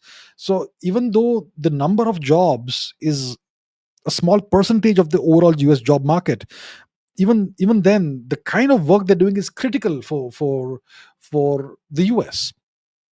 So if you send these people back, obviously you're going to replace them with Americans, but then the expenditure shoots up, right? So I'm expecting that the H1B visa holders, they'll be phased out gradually in a way that's not going to cause any shocks to American Fortune 500 companies or startups or tech giants. So I don't think the H1B visa holders are going to be evicted overnight. If they are evicted gradually, it will happen slowly. It'll be a slow process. The fact that you're going to have to pay $100,000 for each H1B visa application going forward itself tells you that H1B visa holder, there's going to be way fewer H1B visa applications that will come in the first place. So overall, they are slowly phasing this visa out. And the objective is to target Indians mainly, because Indians make up about 70% of the H1B visa applications and the H1B visa holders who are currently in the US. So if the H1B visa holders go back overnight, it's going to be catastrophic for the US. But if they are phased out gradually, as will most likely happen, then the US will be able to adjust and things will become more expensive for the Fortune 500 companies. And most likely those jobs will be offshored. So let's say you are a US company and you have, let's say, 1,000, for example, H1B visa folks who work for you. Now it's going to be super expensive to renew those visas and so on. So if I was running that company, I would simply offshore those jobs to Bangalore or Hyderabad or somewhere. So I'll start a branch of my company in Bangalore or Hyderabad. I'll hire 1,000 Indian IT personnel there at higher rates than what Indians generally expect, but way lower than what American workers have to be paid. So it's win-win for me. That's most likely what will happen. YouTube says, is there any Russian lobby in Israel like Israeli lobby in the US? Not that I'm aware of. I'm not aware of any. Dan Dave says, really is not reality is not enough. Americans for STEM jobs in the US. Most STEM courses in universities have 90% plus international students. Yes, very few Americans. They got to be okay with jobs being outsourced, I guess. Yeah, the reality is if you go to any STEM, if you go to any major American university or even non-major US university, even if it's a university that's not in the top 100 in the US, and you go to their STEM departments, you know, physics or chemistry or biotechnology or whatever, a significant portion of the students are non-Americans. Lots of Indians everywhere. You go to any American university or college campus, you'll see Indians all over the place. Indian kids, Indian students. Um, so you are right. Most STEM courses in universities have 90% plus international students, very few Americans. So even if you get rid of the H1B visa holders, where are you going to find the Americans who will take over in those STEM jobs? That's the question. So then the alternative is to outsource the jobs. That's the only alternative that remains until you revamp your education system and bring in more Americans who go through the STEM courses, which is going to take years, if not decades. Even and that to assuming that they start the overhaul of the education system and stop bringing in foreigners and push more Americans into that. So the only alternative is to outsource the jobs, which means that the American companies, instead of bringing in H1B visa holders, are going to outsource the jobs to places like Hyderabad or Bangalore or maybe Manila or wherever else, right? And they're going to have people working there. And that's what, so so if the objective is to have more jobs being taken over by Americans, well, it's not going to happen, right? So they're going to have no option but to outsource the jobs. And yeah, I agree with you about this. Divnur Singh says, is genocide inherently bad? Through what line of morality do we get that? If India did what Israel is doing right now, will dharmics be okay with it? So are you saying Israel is doing a genocide right now? I am not aware of what's happening in Gaza or whatever. Some people are saying that Israel is conducting genocide. I don't know. There are conflicting reports that come out of the place. The Israelis are saying that we are simply defending our nation, and the Palestinians are terrorists, and we've got to kill the terrorists. And if there is some collateral damage, then is said. Um, and what's the definition of genocide? Is it like 1,000 people? Is it 10,000 people? Is it 50,000 people? Is it 100,000 people? Is it a million? Where does the line start? There's no definition. Anyone can call anything genocide. But now the question you're asking is genocide inherently bad? Well, are we going into the realms of moral relativism here? That's a philosophical concept. Are some genocides good and are some evil? I mean, is it like that? I think we have to take a clear stand that killing people is evil. But then the question is, all people aren't the same. Some people are terrorists. What are you going to do with them? So I'm not sure what line of. I would say killing unarmed people is wrong. Killing civilians is wrong. But what if those civilians are harboring terrorists? In that case, I would say you have to reclassify the civilians as active combatants if they are harboring terrorists and empowering terrorists. So in that case, is Israel really doing something bad? I mean, after all, they did implement the two-state solution, the Israelis, by giving over self-administration rights and privileges to the people of Gaza.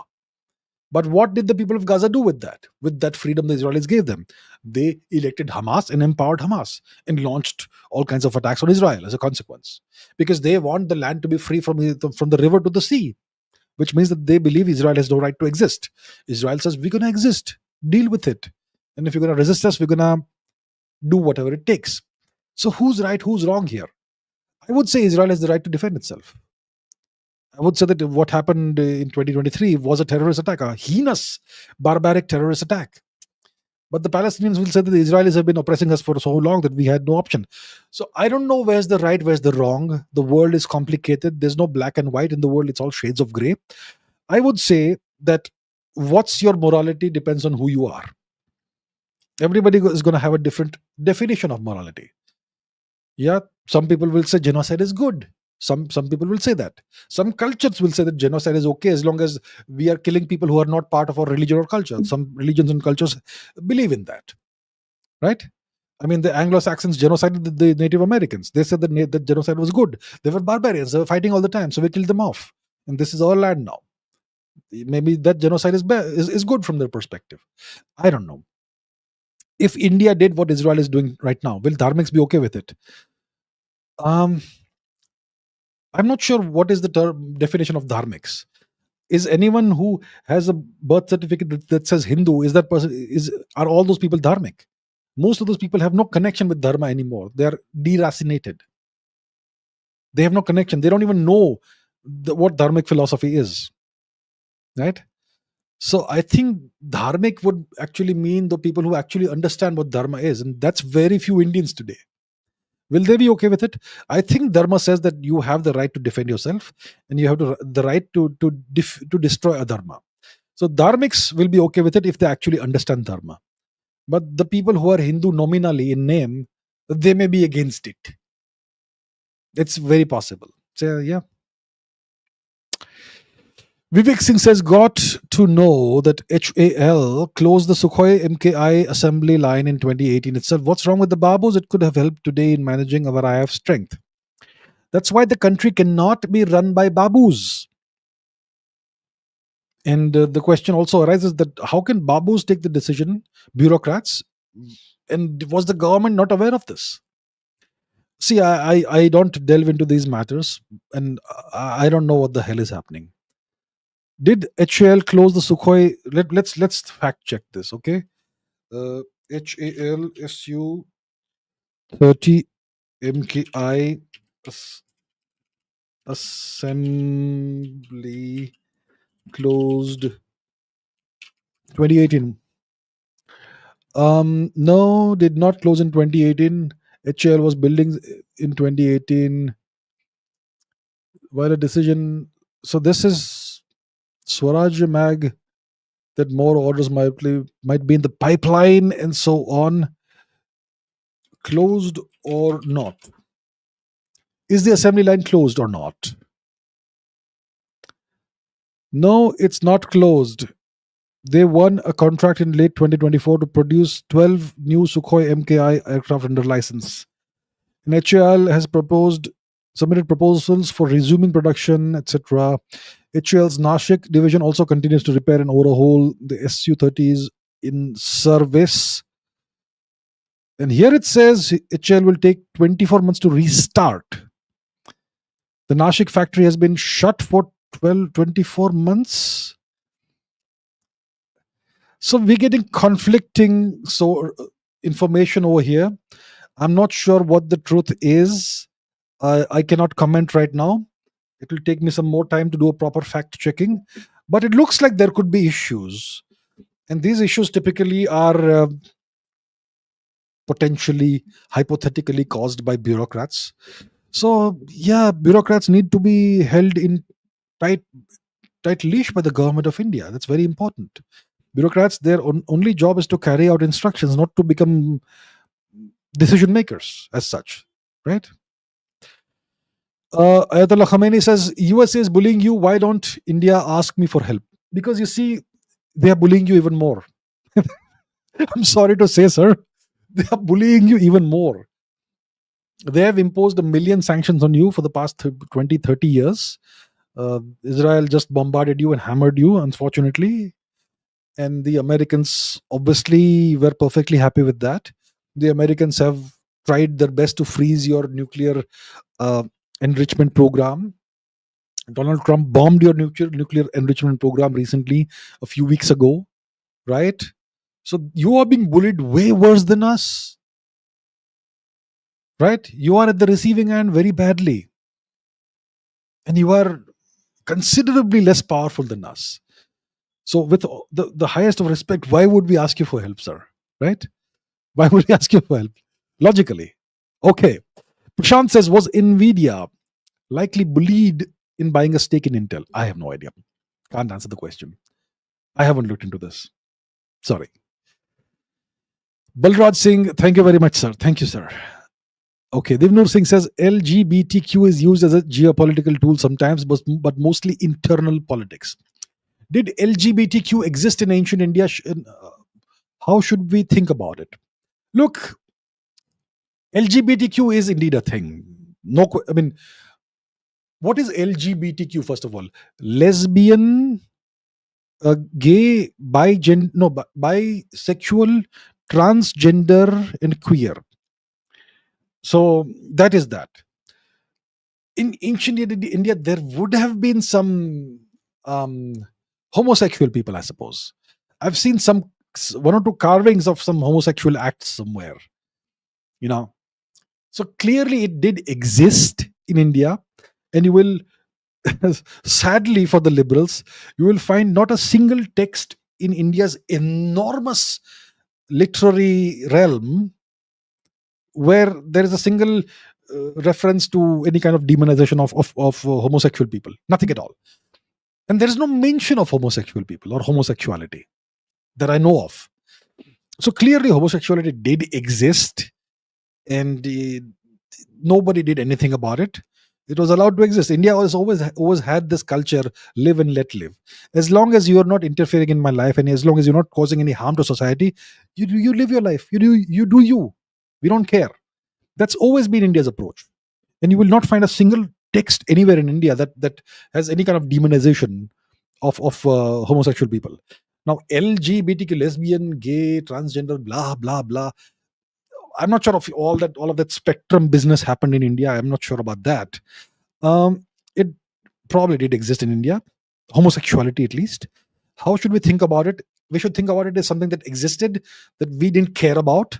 We did not glorify it or exalt it.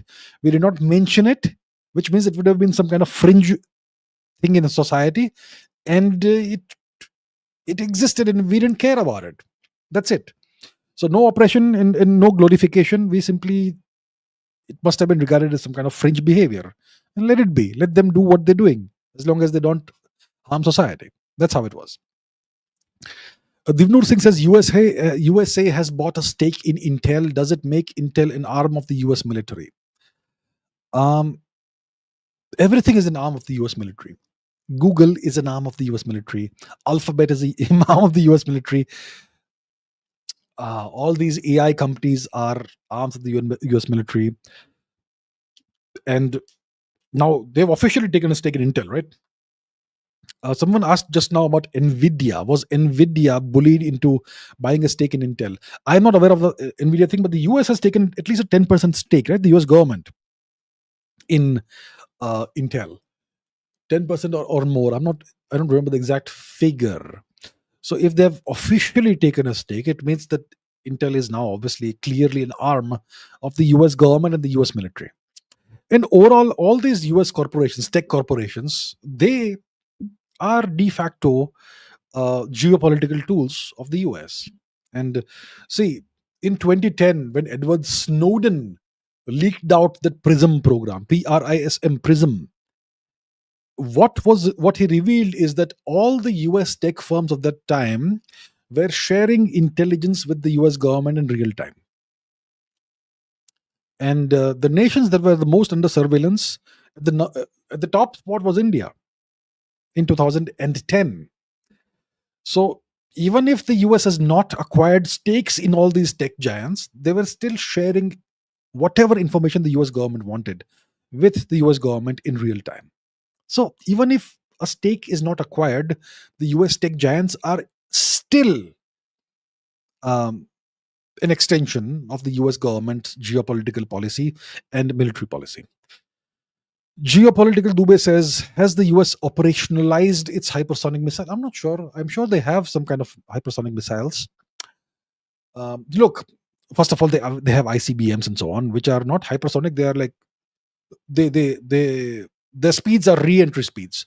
So there is supersonic, which is Mach 1, Mach 2. There's hypersonic, which is Mach 5, Mach 6, Mach 7. And there's re-entry speeds, which is Mach 20 plus. So the US has re-entry speed missiles, which is ballistic missiles. Have they operationalized hypersonic missiles? They have hypersonic missiles under development. I don't remember the exact names of the missiles, but I'm not sure if they've operationalized those. As far as I know, that the fastest hypersonic missiles in existence are the Tsirkon and the Kinjal, which are the Russian missiles. And eventually the BrahMos 2 will become one of those. And the BrahMos 1 right now, which we use, it's a supersonic missile, Mach 2, Mach 3, right? So, yeah, I'm not sure about the exact status of whatever hypersonic missile development is happening in the US. MK says Pakistan is militarily gearing up against India. Resuming Operation Sindoor now is crucial because the US would sanction anytime now or in the future. The moment we start a war with Pakistan or a military operation, the US will impose sanctions now on India, or they will take some very strong action against India. And the Americans will, over time, strengthen the Pakistani military and make it like almost as powerful as India, or at least as powerful enough that they can withstand an Operation Sindoor like situation and potentially cause much more harm to India.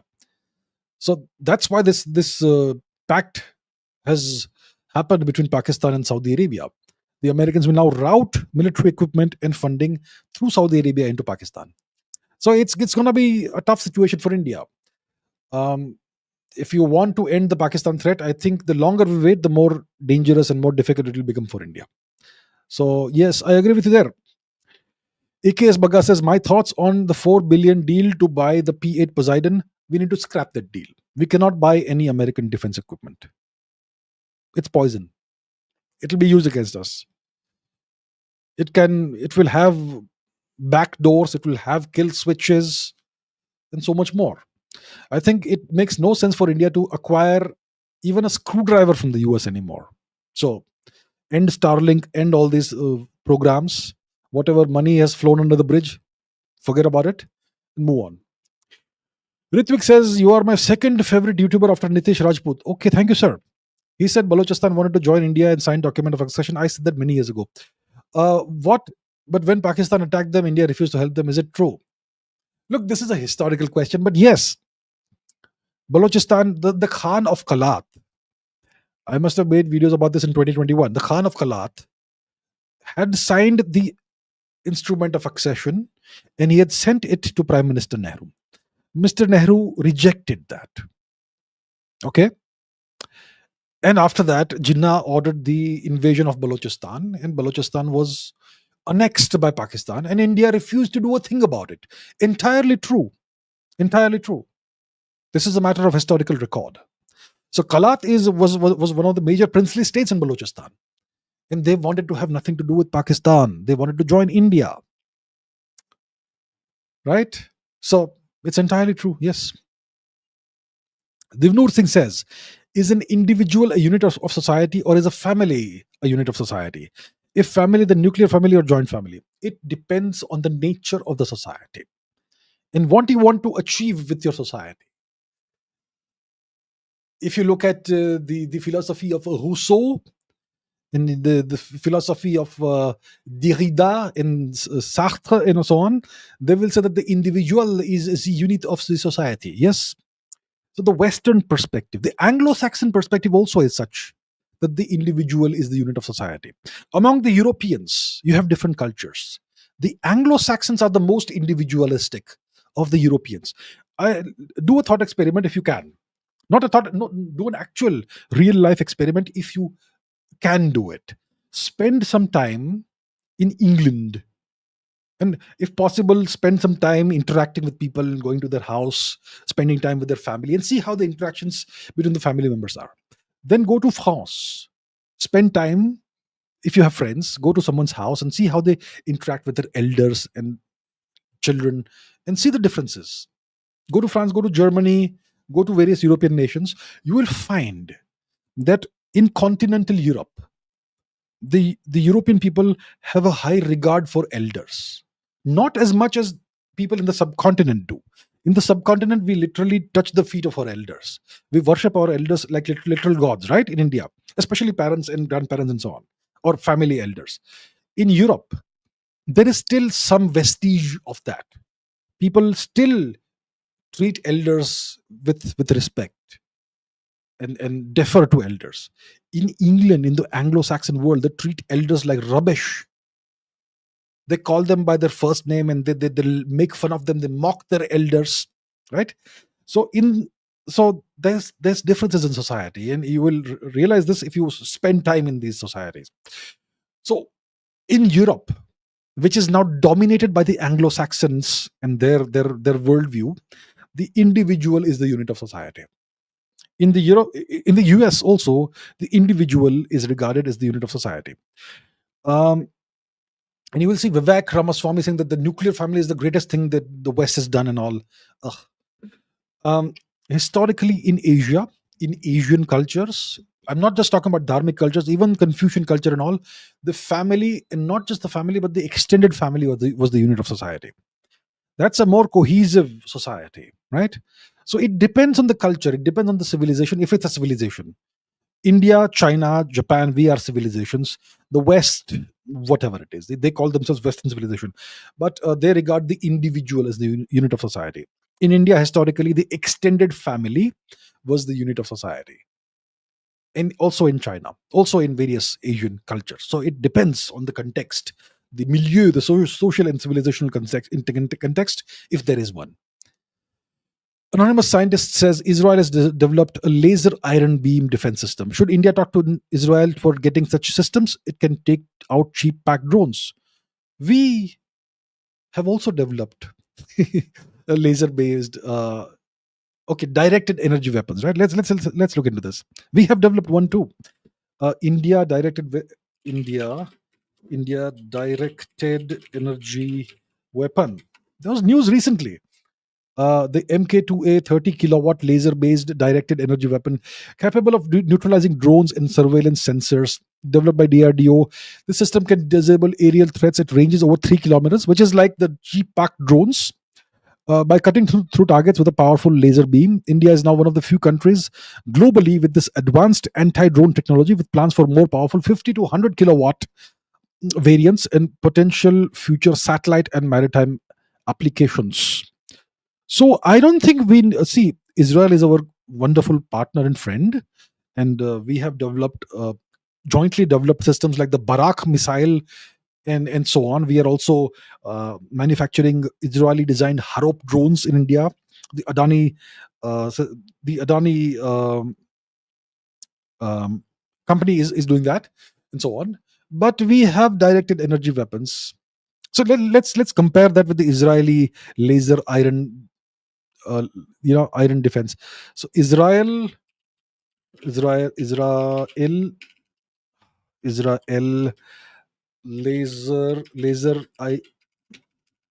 laser iron beam kilowatts. Let's see. It's 100 kilowatt laser. Uh, Laser that is part of the iron thing, whatever they have, and we currently have a 30 kilowatt system. Okay, amp it up to 100 kilowatts. Once you have an operational 30 kilowatt system, it's not going to be that difficult now to amp it up to 100 kilowatts. You've already done the hard work by developing the system. Now all you have to do is make it more powerful. So I don't think we need to seek Israeli help in this matter. Israel is definitely a nation with whom we have a tremendous amount of strategic convergence and synergy. And there's so much potential in the India-Israel relationship. But in this matter, we are not lacking in technology. So we're going to be able to do it on our own. Okay. AKS Bagga says, did the US hide Hirohito's war crimes in China, Korea, etc.? Was Hirohito really in charge of things? You have to ask yourselves this. Why was Hirohito not executed? Why was he allowed to stay on? This goes back to the Meiji Restoration. The Meiji Restoration was this tremendous transformation of Japanese society and governance. They destroyed the old samurai system. They killed off the samurai, the traditional guardians of Japan, the vegetarian, fish eating, beef abhorring defenders of Japan, the Buddhist, Hindu Buddhist. They stay Buddhist, but they incorporated lots of elements of Hinduism. The samurai. They tried to portray Hinduism as a foreign religion, and the Meiji Restoration was a coup against the emperor. So you had a 16-year-old or teenage emperor who was then propped up as a puppet, as a figurehead, but the real power lay in the hands of the ministers. and they transformed Japan into an imperial hegemonic expansionist power, a non-dharmic power. They made the emperor eat beef in public to make the whole of Japan beef eating, right? And they did the war crimes eventually in Korea, Japan, in Korea, China, etc. Hirohito was helpless. He was just a mere figurehead, a puppet. You understand? Now the Americans knew what the Japanese military had done. Unit 3, what, 238 or whatever the hell it was, they did all kinds of horrific medical experimentation. Why didn't the US publicize this very much? Why? Because the Americans made a deal with the Japanese military. You give us all your medical records that you have obtained as part of this horrific human experimentation. Give us all the records. We'll let you go scot free. No trial, no punishment, nothing. So the Japanese had done all kinds of horrific experiments. How long can a human being be kept alive in freezing water? What if the temperature is 4 degrees? How long can a human survive?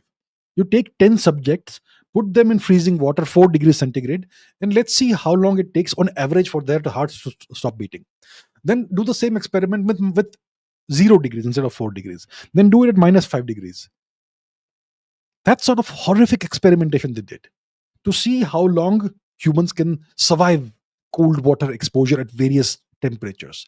Very valuable information that the Americans took from the Japanese. And in exchange for that, they did not publicize these war crimes of the Japanese Imperial Army. Hirohito probably did not even know half the things that happened. The things that the Japanese military did in Nanjing. The first time I found out about Nanjing, I think I'm sure I did not eat for a couple of days. That's how horrific it was. Today we are all immune to these horrific images that are all around the internet. But the first time you see such a thing, it's like, ugh. So the Americans benefited from this. So they hid all these war crimes. Oh wow, we have reached 2 hours. Please stop taking super chats. I need to end this now. As soon as possible. Whatever super chats exist, I will obviously go through those, but please don't take any more super chats. Thank you very much.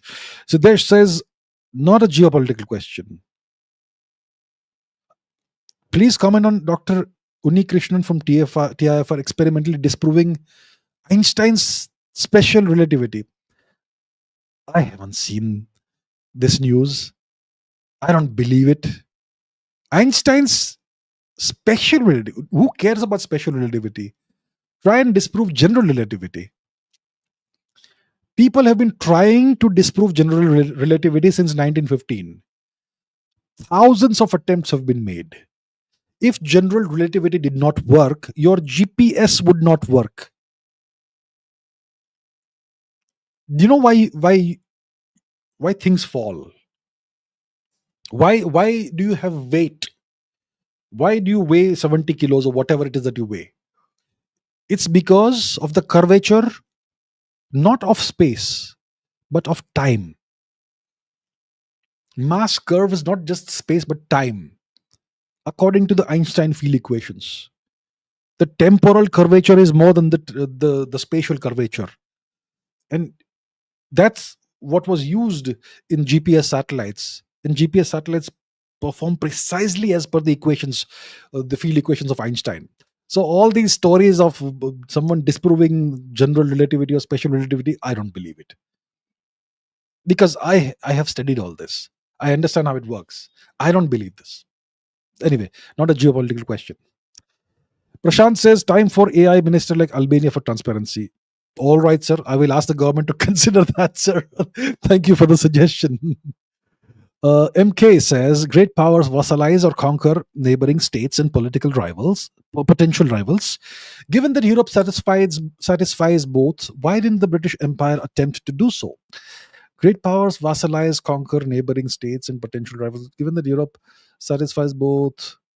Europe was not that easy to conquer.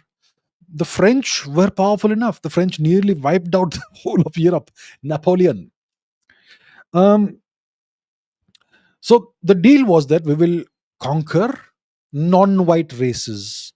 It all starts with the Treaty of Tordesillas. The Treaty of Tordesillas, It divided the world into two halves between Spain and Portugal, but not the white nations, the non-white nations, the non-Christian nations. Those were to be colonized and vassalized, right? So eventually, Britain became a major power, much more than Spain or Portugal, and the Treaty of Tordesillas went out of the window. And Britain said, I don't care if it's east or west, I'll conquer everybody. But it was only going to target non Christian, non white countries.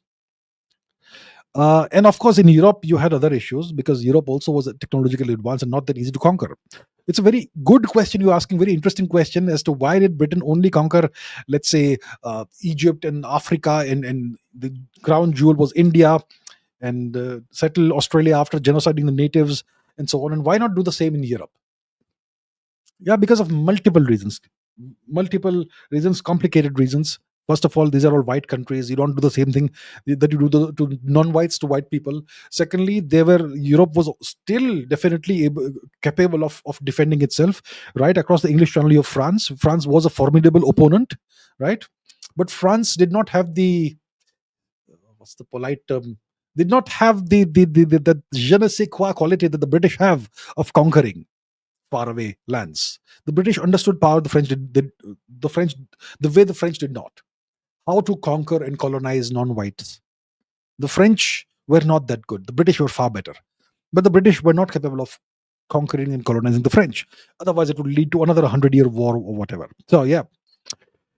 Divnur Singh says, why would America let its nuclear warheads fall in numbers against Russia? I think they still have their 2,000, the 25,000 and just lie. Entirely possible. These numbers that are put out in the public domain, that the US has 5,100, let's say, and Russia has 5,800 nuclear warheads, and China has 650, and France has 250, and India has 170, and Pakistan has 165. How on earth does the Western media know these numbers? They went and asked Mr. Putin, how many do you have? He said, yes, see, I have 5,800. Yes, thank you. You gonna believe that? Why would anyone divulge the real numbers? They went to Mr. Modi, sir, how much do you have? Hamare paas 170 hai. I mean, really? Will Mr. Modi say that? How do they know how many nukes we have or Pakistan has? These are numbers that pull out of God knows where. So it's entirely possible that the US may have 25,000 and are lying. I completely agree with you, sir. Dark Knight says, please explain the implications of the Saudi Pakistan alliance. Is it another geopolitical disaster for India? I may be a little too harsh. I'll tell you what it is. Let's say you are the overlord of the world, and you have some nations who are still not under your control, naughty nations. So what do? You want to contain those nations. China is a bad nation, not under US control. Russia, very naughty, not under US control. India, not even half as powerful as China, but still remaining independent. Let's deal with India first. Then we'll deal with the others. So what do? To deal with India, you prop up Pakistan. But Pakistan got hammered by India in Operation Sindoor, 3 days. Visibly hammered. You saw all those missiles falling in and hammering various air bases and whatnot. Right? It all came out on social media. You can't hide that. Pakistan got hammered.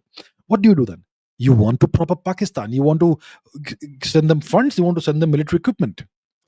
So you talk to a different vassal of yours, Saudi Arabia. You tell them you are going to be their conduit for military equipment into Pakistan. So if I directly send arms and funds to Pakistan, my public will ask me, this is a terrorist nation who harbored Osama bin Laden. So why is Donald Trump doing this?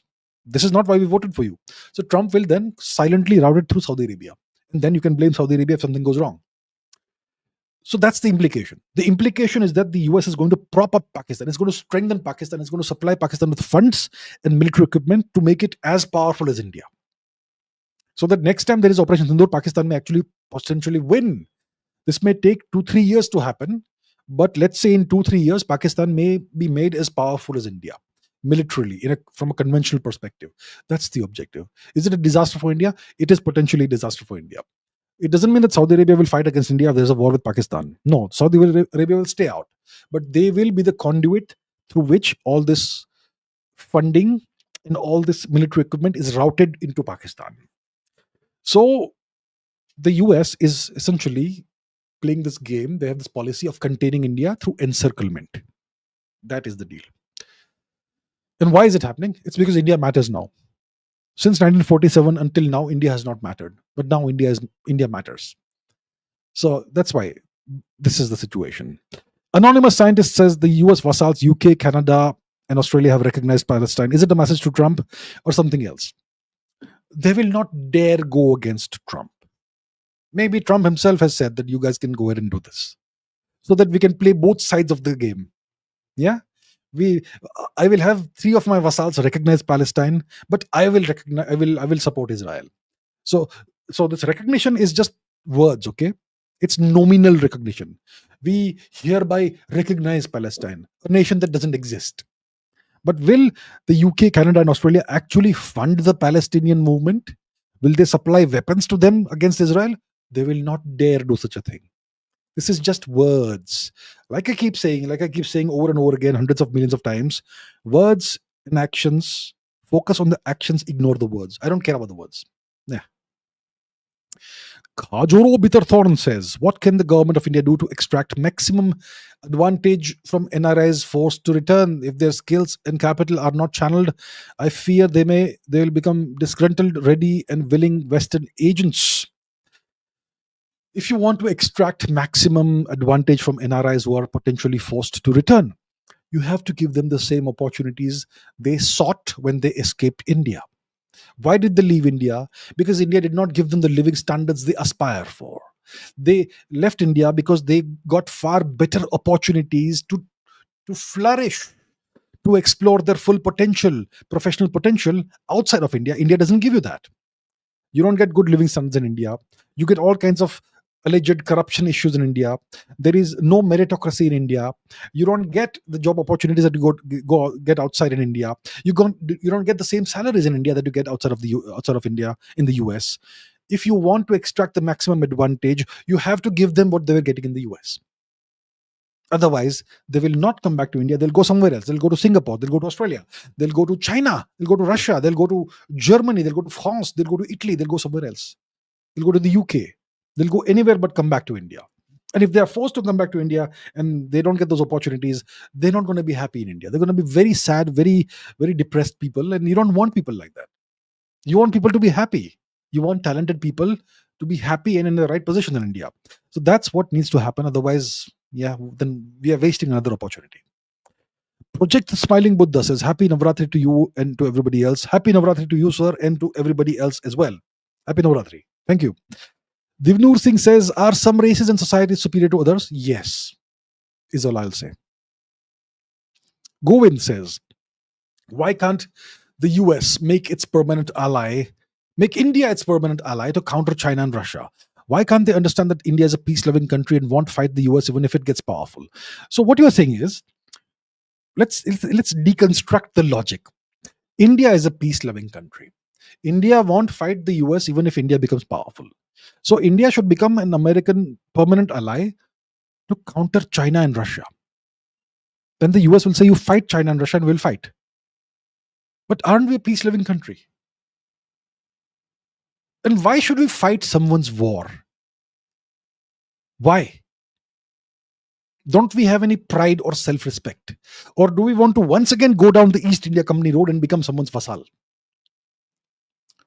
I want India to be no one's permanent ally. I want India to remain sovereign.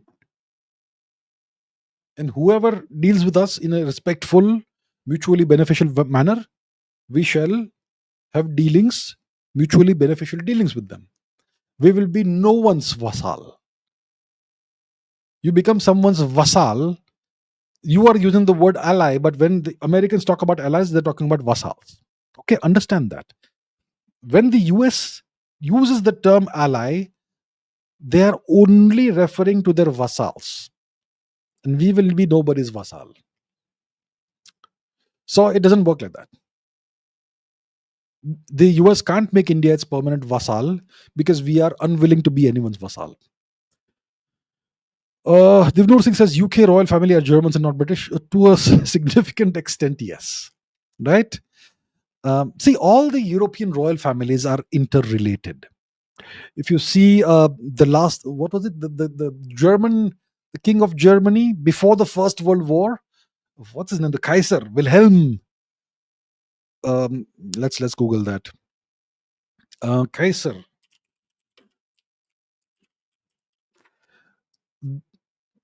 Um, the king of Prussia. What's he look like? Who was his predecessor? So I don't remember exactly who it was, but you see, the king of England, he had this great resemblance to the king of Germany of the time. I forget which one was which, and I'll not go and Google that and do the research. But these families are all interconnected. For example, the Mountbattens, right? They are nobility, they are aristocracy, they're not royalty. But the Mountbattens are actually the Battenbergs. Battenbergs. But during the First World War, when Germany became the enemy, they changed their name from Battenberg to Mountbatten. So many of these people are of German origin, ancestry. EKS Baga says, is it a policy of the US to have less nukes than Russia? Well, they claim to have a policy of having less nukes than Russia. They currently officially have less nukes than Russia.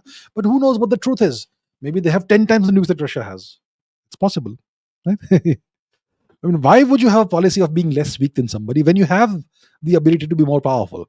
It's possible that they may secretly have more nukes than Russia, but they're just claiming to have less nukes. So we don't know. Maybe they have more.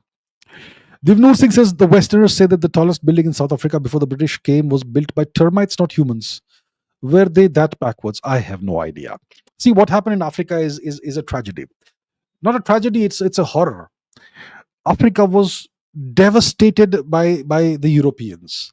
There was this scramble for Africa in the 19th century. Before that, the European explorers like Dr. Livingstone and Stanley and whoever, they through a lot of personal hardship, they went and explored various parts of Africa. And eventually you had people like Cecil Rhodes and various other people who started the process of colonizing Africa. Southern Africa was colonized, and eventually the Belgians colonized Africa. The Germans genocided some people in Western Africa. The French got into Africa. The English were all over the place, and they destroyed Africa. And then their historians wrote that the Africans were a bunch of barbarians who were cannibals and bloodthirsty people and who would human sacrifice. So it made sense to destroy those kingdoms, right? But how can we trust the records, the historical claims of the people who destroyed Africa and then used history to justify the destruction? Maybe the Africans were super civilized, but just not as dangerous as the whites were. They were maybe not as skilled in genocide and massacres and violence as the Europeans were. So the Europeans did that, and then they wrote history. The Africans were they engaged in mindless human sacrifice and all kinds of human torture, and they're cannibals and so on. So that's why we had to civilize them. So I don't trust any of these European histories. The same way I don't trust the European histories of the Americas. Today, especially the right wing Americans, they justify their occupation of the land by claiming that the Native Americans were barbarians. They were extremely cruel towards each other. They were in a perpetual state of warfare with each other. They never built anything of any value, which is why we had to civilize them, and we had to take over the land and then uplift them. So you can always use these justifications to paper over what you've done, which is genocide. So I don't know whether the Africans were. I don't know if the Africans were that backward, the way the Europeans claim. If you go to places like Zimbabwe, for example, you will find the remnants of ancient large buildings that look like castles. The Kingdom of Zimbabwe, for example, it looks like Africa had, culture and history. And today, Africa, if you go there, the people look like they are totally uncivilized and have no understanding of how to govern a civilized society. Maybe because it's because of a couple of centuries of abject poverty and complete deracination. Who knows? Divnur Singh says, what was all that Bohemian Grove stuff? Bill Clinton Obama all went there. Some guys did a sting operation, found many powerful people go there. This is all about the deep state and so on. I don't know really about much about this. Um, some place called Bohemian Grove where weird rituals are done allegedly, and allegedly the most powerful people in the country go there for a retreat. I don't know, maybe once a year. I don't know what intervals or whatever, and maybe shady stuff happens there. I don't know, sir. I don't know. I've heard these rumors and stuff. I've also seen that alleged video that's come out of some kind of weird fire ritual happening somewhere. I don't know if it's Bohemian Grove. I don't see any US president there. I don't know. Could be anything. So the absence of evidence doesn't mean the evidence of absence, but it doesn't mean the other way or vice versa also. So I don't know. I've heard these rumors, but I've not seen any evidence, any clinching evidence. So can't say.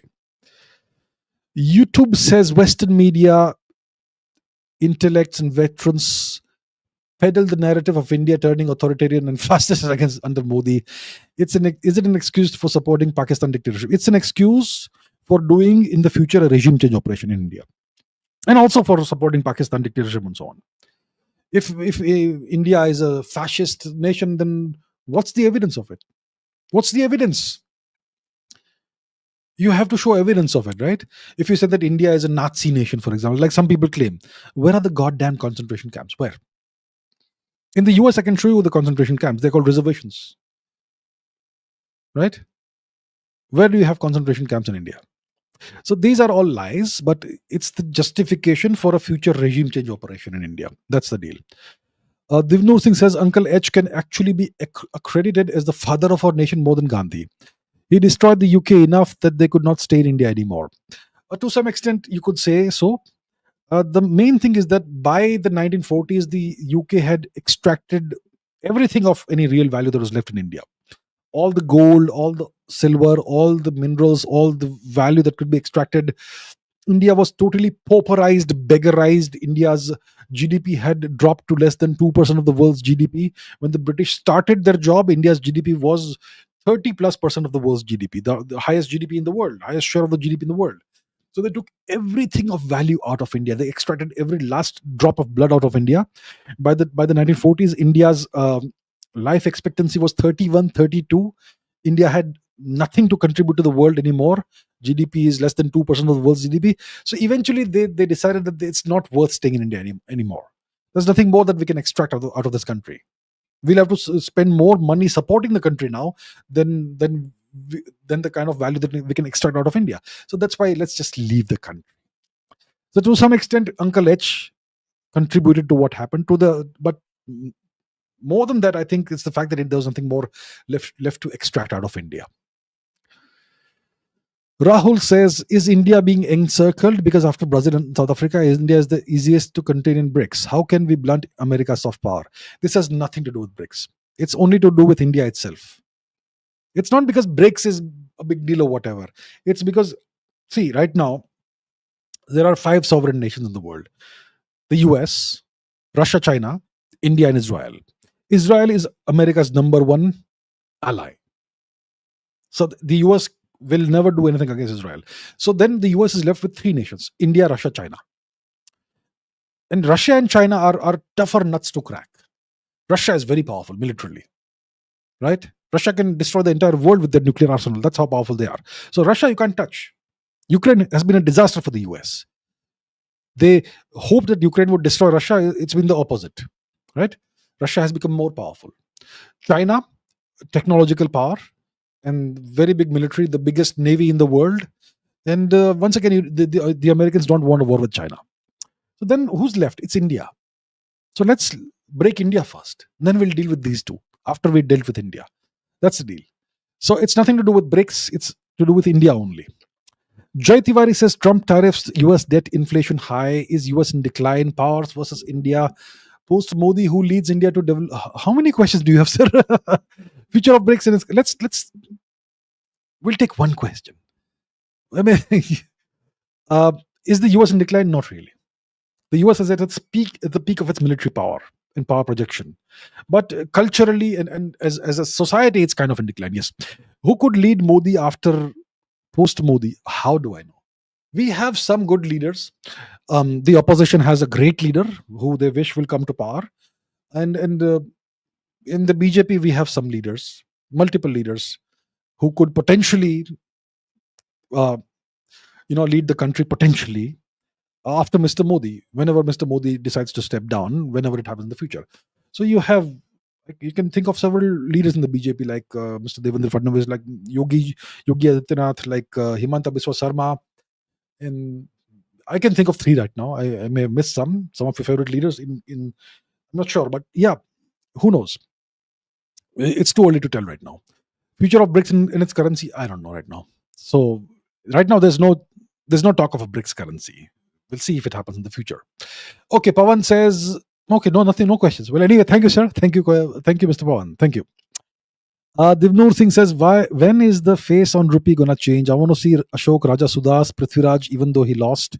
Raja Ranjit Singh Ji, even though that they took his son away. Indeed, I would like to see some genuine leaders who serve the country and its people. I completely echo your sentiments, sir. I don't know when the face on the rupee is gonna change. I think it will be changed when India is finally free of colonialism. Yeah, it would be great to see the leaders you're mentioning on the rupee coin, indeed, or the rupee note. That will be the day India is genuinely liberated from the vestiges of colonialism. India is still deeply colonized, mentally colonized, still even today, and Indians don't even realize that. So yeah, what you're pointing out is a sign of that enduring colonization. Aditya Jaiswal says, do you think the deep state wants to demolish the liberals considering the kind of war Trump has waged against them? No, the liberals are also part of the deep state.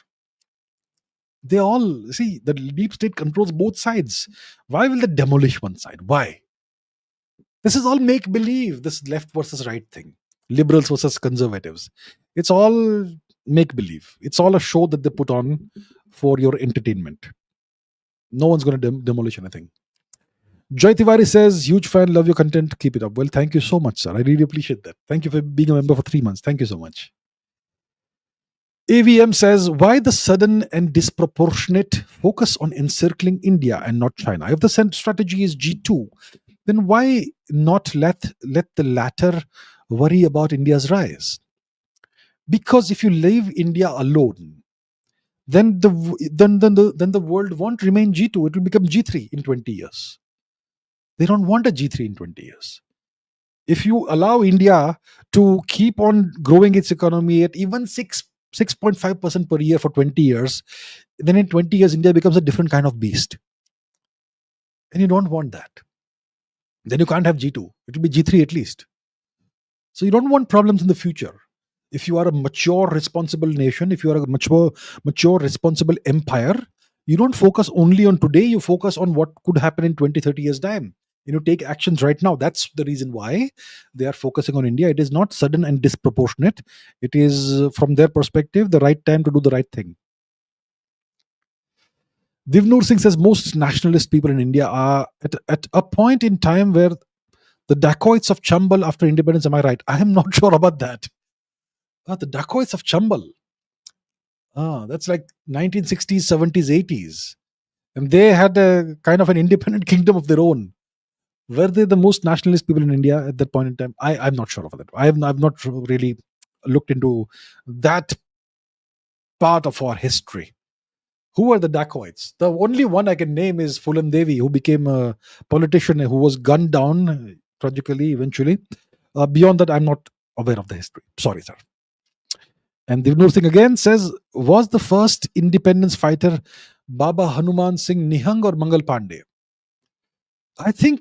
I don't know where the independence fight starts. We've had a fight for independence going on for 1200 years. We've had, the first attempted invasion of India was in the 700s, which is Muhammad bin Qasim. Raja Dahir fought him, if I recall correctly, and he was the first independence fighter. And then you had so many kingdoms, kings, queens who fought the Turks, eventually fought the Europeans, the British, the Portuguese, the French, not the Spanish. The Spanish never came to India, and so on. So I'm not sure. there were millions of independence fighters who laid their lives down, and we will never remember that. Where's the monument to these people? There has to be at least some monument to the unknown, unnamed, nameless freedom fighter who died. Millions of them died fighting for the freedom that we enjoy today.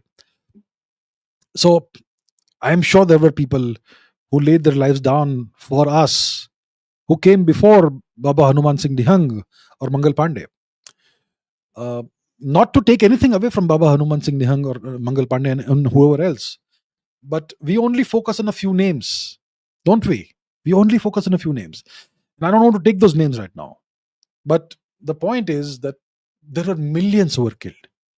In the aftermath of 1857, in the 10 years after 1857, the British hanged 10 million Indians from trees. Right? Who's going to remember them? Mangal Pandey is the spark that set off 1857, but there were people before that also. So, yeah, I don't know who's the first independence fighter. They were all equally important. All of them laid their lives down. A life is a life, man. Come on. So, yeah, I can't really name any one person as the spark who set everything off. Yeah. Spade says, the Saudi Arabia-Pakistan pact raises the question of who it's primarily aimed at, India or Israel. With the US, traditionally, their security guarantor stepping back. Who says they're stepping back? So this is what people are being told to believe. That the US is no longer able to provide security for Saudi Arabia, which is what Saudi Arabia is going to Pakistan for security. That is what that's what they want you to believe. What they don't want you to understand is that the US has engineered this pact. The objective is to route military equipment and funding into Pakistan through Saudi Arabia. That's all. Okay, there's no other recalibration or anything. Divnur Singh says, why don't we have our own Second Amendment gun laws? We need weapons in case there's a tyrannical government. Before 1857, all Indians could carry weapons. And sometime after 1857, the British brought in this Arms Act or whatever, which prohibited Indians from carrying weapons. All warrior class people, or even merchants or whoever, they were free to carry, every Indian was free to carry weapons for self-defense. And today, because of a law the British passed, Indians don't have the right to carry weapons. I think it is an abomination. I think Indians should have the same rights that they had before the British occupation. Why do we still have laws that were passed during the British occupation that govern India? So maybe, I don't know about guns. Well, when it comes to guns, they are a force multiplier, aren't they? I don't know. I mean, some Indians are allowed to carry weapons. For example, the Sikh people, they have the right to carry weapons. Even the people of Kurg, for example, they have the right to carry guns and swords and stuff. So if some Indians are given the privilege, why not the rest of the Indians? Let everybody carry weapons, I would say. Maybe don't allow them to carry guns. No firearms. Maybe your traditional weapons. I don't know. It's a complicated thing. Maybe it will create more problems in India. Maybe it will cause less problems. I don't know. Maybe the disarmed people will finally have something to defend themselves with in some situations. Overall, I think that historically, for thousands of years, we had the right to carry weapons. I think that right should be restored. But then it will change political equations and much more. So that's why the politicians who benefit from the way the system is right now, they would not want things to change, and that kind of explains a lot of things. Okay. AKS Bagga says, why are majority Chinese Americans so anti-China? Who says that? Really? There are so many Chinese Americans who have been arrested for spying for China? I'm not sure about this, sir. I'm not sure about this. And even if some of them pretend to be anti-China, I'm not sure about that. Okay. Divnur Singh says 250 million Americans and many guns, automatic machine guns, even flamethrowers and tanks are personally owned, and thousands of rounds of ammunition per house. I argue the US public will defeat the army. It is possible, and maybe the army will not want to fight the population. Maybe they will stop taking orders if they are ordered to do wholesale warfare against the people of America. So that's the thing, right? That's the reason the US has the Second Amendment or whatever it is, the right to bear arms. And Americans have all these weapons, really advanced AR rifles and AKs and whatnot, M16s with those modified barrel things that kind of transform the weapon into kind of an automatic weapon. I'm not sure if it's been outlawed after the Las Vegas thing or not, but yes, the point is that Americans have a tremendous amount of weaponry, firepower, ammunition, and let's say there is a conflict between the people and the government, for example, hypothetically. The government orders the police and the army, for example, to fight the people. Will the police and the army fight the people? It's your own people, right? That's also is a question. So yeah, hypotheticals and speculations, but interesting thought experiments. And even if the army does fight, it's possible the if you're fighting a urban war and rural wars and whatnot, the American public potentially could defeat the army, and then there would be a new American Revolution possibly. Devnor Singh has this big doubt, which I saw last time also, that Anglo-Saxons are the actual rulers. Who knows who the actual rulers are? You never know who it could be, sir. Okay, is it a coincidence that the state with the most Jews is the most anti-national state? Now, I'm not aware of this. Which state has the most Jews? You're talking about the US, I'm sure. Which American state has the most Jews, and is it the most? I don't know. I don't know what this. Abhinav Kulkarni says thoughts on big developed but irrelevant nations in GP Grand Prix. What's GP?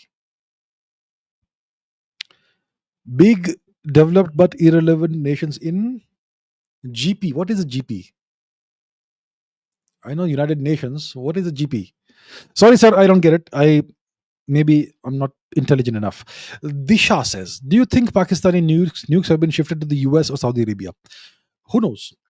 I believe without evidence, I don't have the evidence to back what I'm saying, but I believe that the Pakistani nuclear weapons are actually American nuclear warheads on loan to Pakistan. I don't think the Pakistani scientists were capable of building, of developing nuclear weapons. I think those Pakistani nukes are actually American nukes. Now, is it possible they have been moved to the US or Saudi Arabia? Who knows? We have seen American military aircraft, transport aircraft coming to Pakistan on a few occasions. It's been noticed in the past few weeks. So why do you need to send gigantic transport aircraft? And they said that they send the transport aircraft to move some to deliver some relief materials to Pakistan or whatever. But they won't potentially go back empty. They may take something back with them. Who knows? So maybe. So do I think this has happened? I don't know. I have no idea. Is it possible? It's possible. Maybe some of them may have been moved to the Saudi Arabian territory or something. Maybe back to the US. I have no idea. It is certainly possible, but I don't know about it. Banku.sig says, can India ever match Israel's global leverage? Not anytime soon. Israel has global leverage because the US is Israel's number one supporter. For us to match Israel's global leverage, we would need America to become our number one supporter, which is not going to happen anytime soon. So right now, not possible. Not anytime soon. Daily Dose of Gaming is saying your take on likely upcoming higher act US. What on earth is that? Let's find out. Higher Act US. What is this? HIREACT US. Higher Act. 25% outsourcing tax impact. Kotak Securities. I don't know what this is. I've not seen what a 25% outsourcing tax could mean for Indian IT stocks. A sweeping new bill that could shake up blah blah blah. Higher Act. What does it do? Seeks to impose a 25% tax on payments made to foreign firms for services consumed in the US.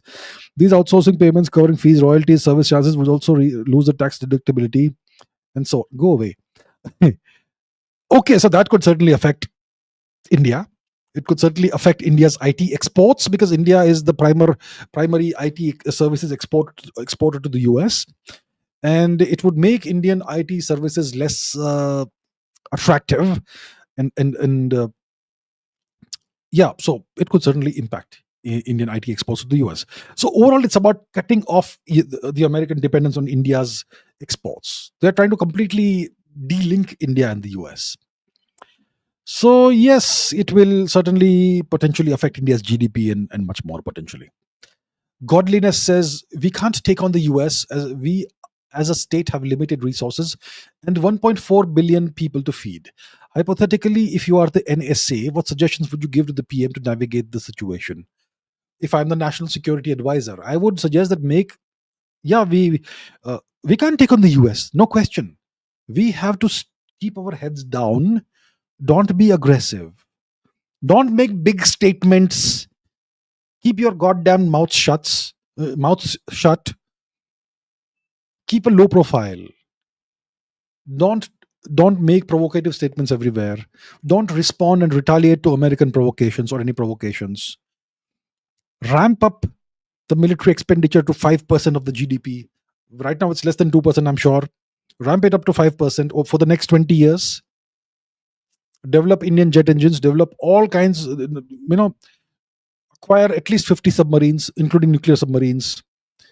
Create a navy over the next 20 years that has genuine distributed lethality, a numerically strong navy, maybe 300, 400 warships of different kinds. Um, Ramp up the number of aircraft we have, fighter planes. For that, we need indigenous jet engines or jet engines we produce in India. So, all of these things need to be done. And we really have to arm ourselves to the teeth while developing the Indian economy. So, to develop the Indian economy, we have to become a manufacturing based economy. Uh, and maybe we can become an internally consumption driven economy based on the kind of tax reforms we're doing and so on. So a lot needs to be done, and that's what I would suggest. I think we need to ramp up our defense expenditure to about 5% of the GDP for the next 20 years. That is I think very important. Keeping it at less than 2.5% is going to be not good at all. And we need to become a leader in the space sector, which is going to be an investment that will be really going to really pay off dividends in the future. Not right now. Right now, it will look to most people like a waste of money. But by the 2040s, it's going to be something that will be really valuable. So that's another thing I would do. Okay, Abhijit Singh says, can you do a book signing session when you are at the Jaipur Dialogue Summit or just independently? Most of us would love it. Well, I can do it when I have physical books. Right now, I am serializing the book in the electronic form. Right, the black holes book. Once all the chapters are done and the entire book is compiled together with all the resources, all the references, with all the editing done, then I will have it published, which will happen next year. Right now I don't have physical copies, so at this Jaipur Dialogue Summit it won't be possible. Next year's Jaipur Dialogue Summit, oh, I will have some books to do a book signing session or whatever.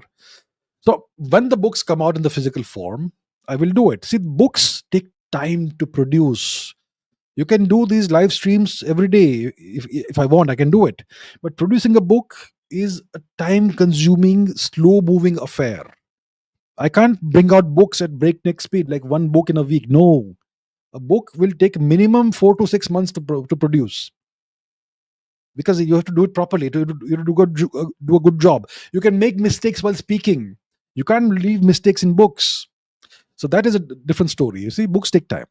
But whenever the books are done, and lots of books are going to come out from me. I've got 20, 30, 40 books in me. All of those will come out. So you will have lots of book signing sessions, and I look forward to meeting all of you in these. All right. So anyway, thank you for the suggestion, sir. Thank you. Godliness says, being an Indian, this is the second time I'm nominating you for the Padma Awards. When you when you get one, please don't forget me. I first nominated you. Thank you so much. I'm not sure if I deserve Padma Award, but thank you so much. I'm really grateful, and I'm really humbled that you have chosen to nominate me for that. Thank you so much, and I won't forget you if I ever win a Padma Award. Thank you so much, sir. Godliness, I'll remember. Divnur Singh says, amazing session today. Thank you so much, sir. You're very kind, sir, and it's always fun to field your questions, sir. Thank you. Divnur Singh says, do traditional gender roles help the society? They do. They do. Call me old-fashioned, called me traditionalist, called me whatever, conservative. Traditions exist for a reason. So I would say traditional gender roles help society. They maintain society the way it is, not just the way it is, they ensure stability in society. So societal institutions exist for a reason. Do you want strife in society? Do you want people wandering around like headless chickens? Do you want people fighting each other for no reason whatsoever, for no good reason whatsoever? Why do various institutions and traditions exist in society? Why does the institution of marriage exist? All of these institutions exist for a reason, because our societies have evolved over tens of thousands of years, and certain things have made societies more stable than other things. And today, those things may look like superstitions, but the moment you break those things, you will understand the consequences. I would say that the traditional gender roles, traditional institutions like marriage, traditional institutions like extended families, etc., they are very important in stabilizing society and forming the basis, the bulwark, the foundation of a true civilization. So I think it's very important. Divnur says, should there be equality of opportunity or equality of result? Only of results. I I firmly believe that you should have equality of opportunity, and you can never guarantee equality of results. If you try to do that, you are handicapping your society permanently. You should have equality of opportunities. You can never guarantee equality of results. There is no equality of people. No two people are equal. They all have all no two people have the same attributes. So you can never guarantee. If you have meritocracy, if your society is a meritocratic society, you can never guarantee equality of results. If you want to guarantee equality of results, you have to do that through artificial means like reservations and whatnot, which demoralizes society. So there should be equality of opportunity, not equality of results. You can have a safety net of some kind, because some people may not be able to, well, survive on their own, for example. Well, keep a safety net for such people, but you can't guarantee equality of results. Divnur Singh says, do you feel appropriately appreciated for all the knowledge you give out? I think I have tremendously appreciated. There are people who choose to come and watch these live streams. There are people who choose to come and ask me questions. What more appreciation can I ask for? It's a privilege if one person chooses to spend even 2 minutes of the time listening to what you have to say. And I've got like 2000 something people watching right now. I am tremendously appreciated, and I can ask for nothing else. I think I'm a very privileged person, and I never take this for granted. I am very, very grateful that people actually spend the time to listen to what I have to say. So I think I'm blessed. I think I'm amazingly appreciated. And I thank all my viewers for that. Thank you so much. Vamshi Kalem says, why and how did US fail, didn't foresee, prevent China from growing to its current size, strength, and like how they are trying to do with India now, assessment failure? I think the US was overconfident. I think Nixon and Kissinger believed that if we integrate China into our Western-led economic order, then China, as they grow more prosperous, they will naturally become a more democratic nation. By the time China is a reasonably prosperous society, they'll be a democracy just like us, and we'll be able to democratize China. That was their belief, and they were so misguided in that. So their assessment was entirely incorrect. China reverted to its old imperial system. They became even more imperialistic over time as they became as their economy grew. And by 2008 or something, the Americans realized they had made a major mistake. And by 2012, China's behavior changed entirely. You know, that wolf warrior behavior and all that, which went on for about close to a decade. So it was a major assessment failure. The Americans aided and abetted and midwifed the rise of their major rival today. Huge, huge mistake. And they won't repeat that mistake with India. Pratham says, can you explain the nature of power in more detail? I'll have to write a book for that. You can't explain the nature of power. Basic nature of power, okay? Political power, like Mao Zedong said, flows out of the barrel of a gun, which means that whoever has the capacity to unleash violence is powerful. And the amount of power you have is directly proportional to the amount of violence you can unleash on demand. You don't have to unleash the violence. You need to have the capacity to unleash it. That's political power. Let's say I have 3,000 gundas at my disposal. I don't unleash them on the people, but I have them. That's power. You see? What if I had, instead of 3,000, 3 lakh gundas? Imagine that. Imagine I have 1 million highly trained s- soldiers who are armed to their teeth. Imagine the power that comes with that. Yeah, I may choose to not use that. But see, so that's the nature of power.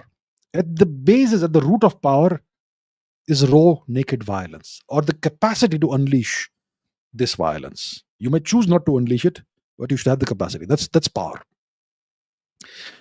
Varun says, which missiles did Israel use to attack Qatar? I have absolutely no idea. Sorry, sir. I did not look into it. I believe they used F-35s or something, and some missiles launched from there, I suppose. But I don't know which missiles. Sorry. So sorry, I can't answer that question. We can Google it. I'm not sure if it's known to the media which missiles were used. So, Cinnamon, no question, but thank you so much. I really appreciate your contribution. Thank you very much, sir or ma'am. Ujwal says, will Russia-Ukraine war spark a wider Europe war? It all depends on the actions of the combatants. Does NATO seek to widen the war? Does Putin seek to conquer more European countries? These are the questions that will answer whether this war can spark a wider Europe war. I don't believe for 1 second or microsecond that Putin has any dreams of conquering other European countries. So from Russia's side, I don't think there's going to be escalation into other European countries. But does NATO want to escalate the war to, let's say, Poland or to the Baltic countries or something? If they take actions that have this kind of consequence, then there could be a wider European war. So it depends on the actions of NATO as well as Russia.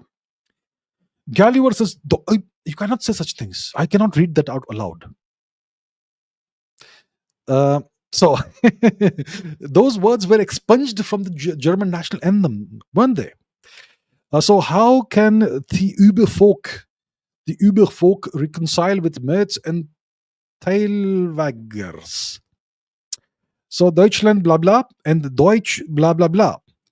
So how can the Überfolk, the upper folk, the master race, reconcile with Merz and Teilwaggers? I'm not sure what Merz is and Teilwaggers is. What are you asking, sir? I understand the first two. I understand this. What that means. I understand that. I understand the Überfolk. Yes, the master race, which is what the Germans believed they were. But what's Merz and Tailwaggers? I'm not entirely sure about that. Sorry. Okay, clause in effect, no question, but thank you very much. Very kind of you, sir, ma'am. And now there's a question. How do we go about building a strong identity and decolonize our minds without losing our inherent values of inclusion and tolerance? Inclusion and tolerance. Inclusion. Look, inclusion is a very dangerous word. You want to include barbarians? You want to include any riffraff who comes into the country? Do we want to include the 100 million Bangladeshis who are currently squatting on our territory? Do we want to include the cookies who have been pushed into India the past few decades, in the past few years, so God knows how many lakhs? Do we want to be inclusive towards anti-national forces? Do we want to be inclusive towards anti-civilizational forces? We have to be very clear about what we mean by inclusivity. What we mean by tolerance. We are not a tolerant society. We are a respectful society. There's a massive difference between tolerance and respect. Shall I tolerate you at my dinner table? I mean, I tolerate dogs sometimes at my dinner table if I am an English lord. English lords tolerated dogs and cats at their dinner table. So if you come to my house as a guest, shall I tolerate you like that at my dinner table? That is such a disrespectful term, tolerance. You either respect or don't respect. Don't tolerate. Sometimes you have to tolerate bugs in your house if you're under the spray. Tolerance is such a disrespectful word. Indian culture has never been tolerant. It's been respectful of those who deserve respect, not of those who don't deserve respect. It's not been inclusive. It's been welcoming to those who deserve a welcome.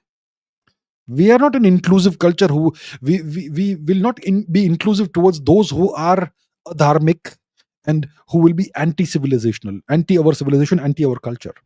So we have to be very clear about that. Otherwise, we go down the wrong alley and towards our own destruction. So how do we clarify these things in our mind and build a strong identity and decolonize our minds?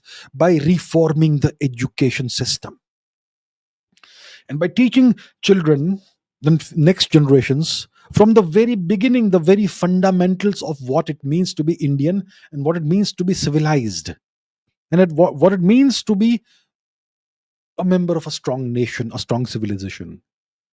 How to think critically, how to understand the difference between something that looks appealing like inclusivity, but which is actually very dangerous potentially. And how to understand that tolerance is disrespectful as opposed to being respectful. So these things, these very fundamental things have to be clarified in the education system. The education system, its objective should be to to to contribute to the nation strong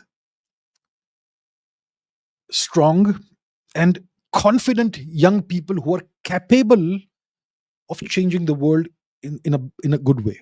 That's what we need. Education system is the key. Sushant Bharadwaj says, between you and Osho, my ears are full. Okay. Result, a brain that runs on sarcasm and random wisdom. All right, sir. I had never imagined that I would be you. My name will come in the same breath as Osho. Osho was an absolute genius, no question about it. Anyway, I think you're giving me a compliment, so thank you so much, sir. What can I say? I really appreciate it. Thank you. Uchiha Madara says, according to this website, According to this website, 3 world wars. World War III will be made to happen between political Zionists and Islamists. It seems like a setup has been made. My thoughts, I don't know. I don't know what the future is going to be like. I can see the world going in certain directions. I can give a probabilistic assessment of what is more likely, what is less likely. But I don't believe people who say that they have seen the future. How have you seen the future? Are you like what, blessed by the gods? So I don't know. I don't really look into these websites which like make definitive claims that this is what's going to happen. If someone says that this is likely to happen because of so and so reasons, I'll take it seriously. So yeah, I'm not aware of this website. Maybe I'll take a look at it. World War III will be made to happen. I hope there is no World War III. And according to me, there is no guarantee there will be World War III. If somebody is saying that World War III is going to happen and it's going to happen between these sides, I'll say, how on earth are you making these assessments? How are you so convinced? Have the gods visited you in your sleep or something? Well, why don't they visit me? Why am I being left out by the gods? Please visit me too. Tell me also what's going to happen. Okay. Pratham Soni says, do you think India can prevail this tough time? Yes. With the right leadership, with the right amount of resilience from ordinary Indians, we will prevail. We will withstand these tough times the next 20 years. Why not? We have gone through far worse and we have come out of it with damage, but still alive, still existing. So we will come through this too. I'm confident. Phoenix says, you are doing great work. Thank you, sir. Globalist forces that suppress civilizations have paid best efforts in Bharat to distort history. Also, please look into Kuka 6. They ran successful boycott and non-cooperation movement. Jai Hind. Very interesting. I'm not aware of the Kuka 6. They ran a successful boycott and non-cooperation movement during the independence struggle, I suppose. I'll certainly check it out. Thank you so much for the recommendation, and thank you so much for your kind words, sir. Thank you so much. And I agree that there are these forces that seek to suppress civilization and that are very active in Bharat and who want to distort our history and keep Indians mentally colonized and keep Indians saddled with this inferiority complex and keep Indians fighting each other and seeing each other as the enemy instead of seeing the real enemy. These forces are very active. So you are right. And thank you so much, sir. Thank you. I will check out the reference about the Kuka 6. I'll look into it. Thank you, sir. YouTube says many Americans are sympathetic to Russia and say China is the enemy. Is it because Russia is white and Christian while China is not? What's your opinion on Mearsheimer? There are lots of Americans who say, lots of Europeans also who say that Russia is not a white country. It's an Asian country. They're not really white. They're Asians. Because look at their eyes. Their eyes look like Mongols. Many of them. You look at Putin's eyes. His eyes are smaller. He may be blonde. He may have blue eyes, but his eyes are smaller. So there are many Europeans who portray Russia as an Asiatic country, and there are lots of Europeans who don't consider the Russians to be Asian, to be Europeans. They consider Russia to be an Eastern country or empire. So Russia is considered to be part of the East, like India, China, Asia, that sort of thing, for many people. But I suppose many Americans regard Russia as a white country also. Me personally, if you ask me what world, what part of the world does Russia belong in, I would say Europe more than Asia, because the Rus people, the Slavic people, from my perspective as a child, I used to see them as white people. And they've got blue eyes, blonde hair, white skin. They're whites from my perspective. But then I realized that the Europeans don't quite see it that way. Anyhow, so it could be because of the white skin and Christianity and all that, which is a different form of Christianity, Orthodox Christianity, more like the Greek form of Christianity, right? The Russian form of Christianity. My opinion on Mearsheimer, he's a realist. I haven't really studied him in detail. I haven't really read his works. I have acquired a couple of his books, but I haven't had the time to read those. So I will reserve my judgment. From what I've seen of him, he is a very realistic person. He's a realist. He's not an idealist. He's not someone who runs on ideology. He's a more realistic person. Does he have a soft corner for Russia and China, like some people say? I'm not sure about that. I'll have to read his books in detail to understand that. So I'm going to reserve my judgment towards Mearsheimer, but from what I see of him, he is a realist. Amisha says, thank you for your answers. You're the best. Thank you so much, man. Thank you so much. Appreciate that. Achintya Anand says, how to start Shom series maths for arts background. If you are from the arts background, it means that you have not really focused a lot on mathematics. I understand. So you start with the very basic Shom series books. For example, beginning algebra or something, which will also help you review basic arithmetic. So you don't start with college algebra or whatever. You start with the very basic algebra, or maybe even something before algebra. Do they have basic mathematics in Shom series? I'm not sure. So check it out. They have a whole Shom series has so many books. So you look for the beginner books, and then you progress step by step. You revise your basic mathematics, then you go into beginner algebra, then you go into like geometry or whatever, geometry, coordinate geometry, so circles and triangles and quadrilaterals and all that stuff that I learned a long time ago. Then you go into trigonometry, and then you can go into college algebra, and then you can go into basic pre-calculus, and then actual calculus, and then advanced calculus. Then you can go to differential equations and go into linear algebra. Then if you wish, you can go to tensor calculus if you wish. I'm going too far ahead. So start with the very basics. That's what I would say. But Shom is great. You don't need a teacher if you have Shom. Divnur Singh says, a couple of us made a Telegram group, your viewers to communicate with each other. Well, a couple of us made a Telegram group, your viewers to communicate with each other. Well, I would say that whoever wishes to join Divnur Singh's Telegram group should join it. And then you can communicate with each other in a way that you can't do on platforms such as these. Well, thank you for letting us know. And I suppose if you have a link somewhere, you can put it up maybe on your user profile or somewhere, and people can join that. So I'll recommend people that those who are interested can check it out. All right, Jim Swiss has no question, but well, thank you so much, Monsieur Jim Swiss. In case you are French speaking from Suisse romande, otherwise Schweiz or Switzerland. Anyhow, thank you so much, sir. I appreciate that. And with that, we have crossed 3 hours, and I have dealt with all the super chat questions. All right, I'm going to end it here. Pretty lively session. Okay, there's one more question. Okay, this will be the last one for today. So Jim Swiss says the First World War was Kurukshetra Mahabharat.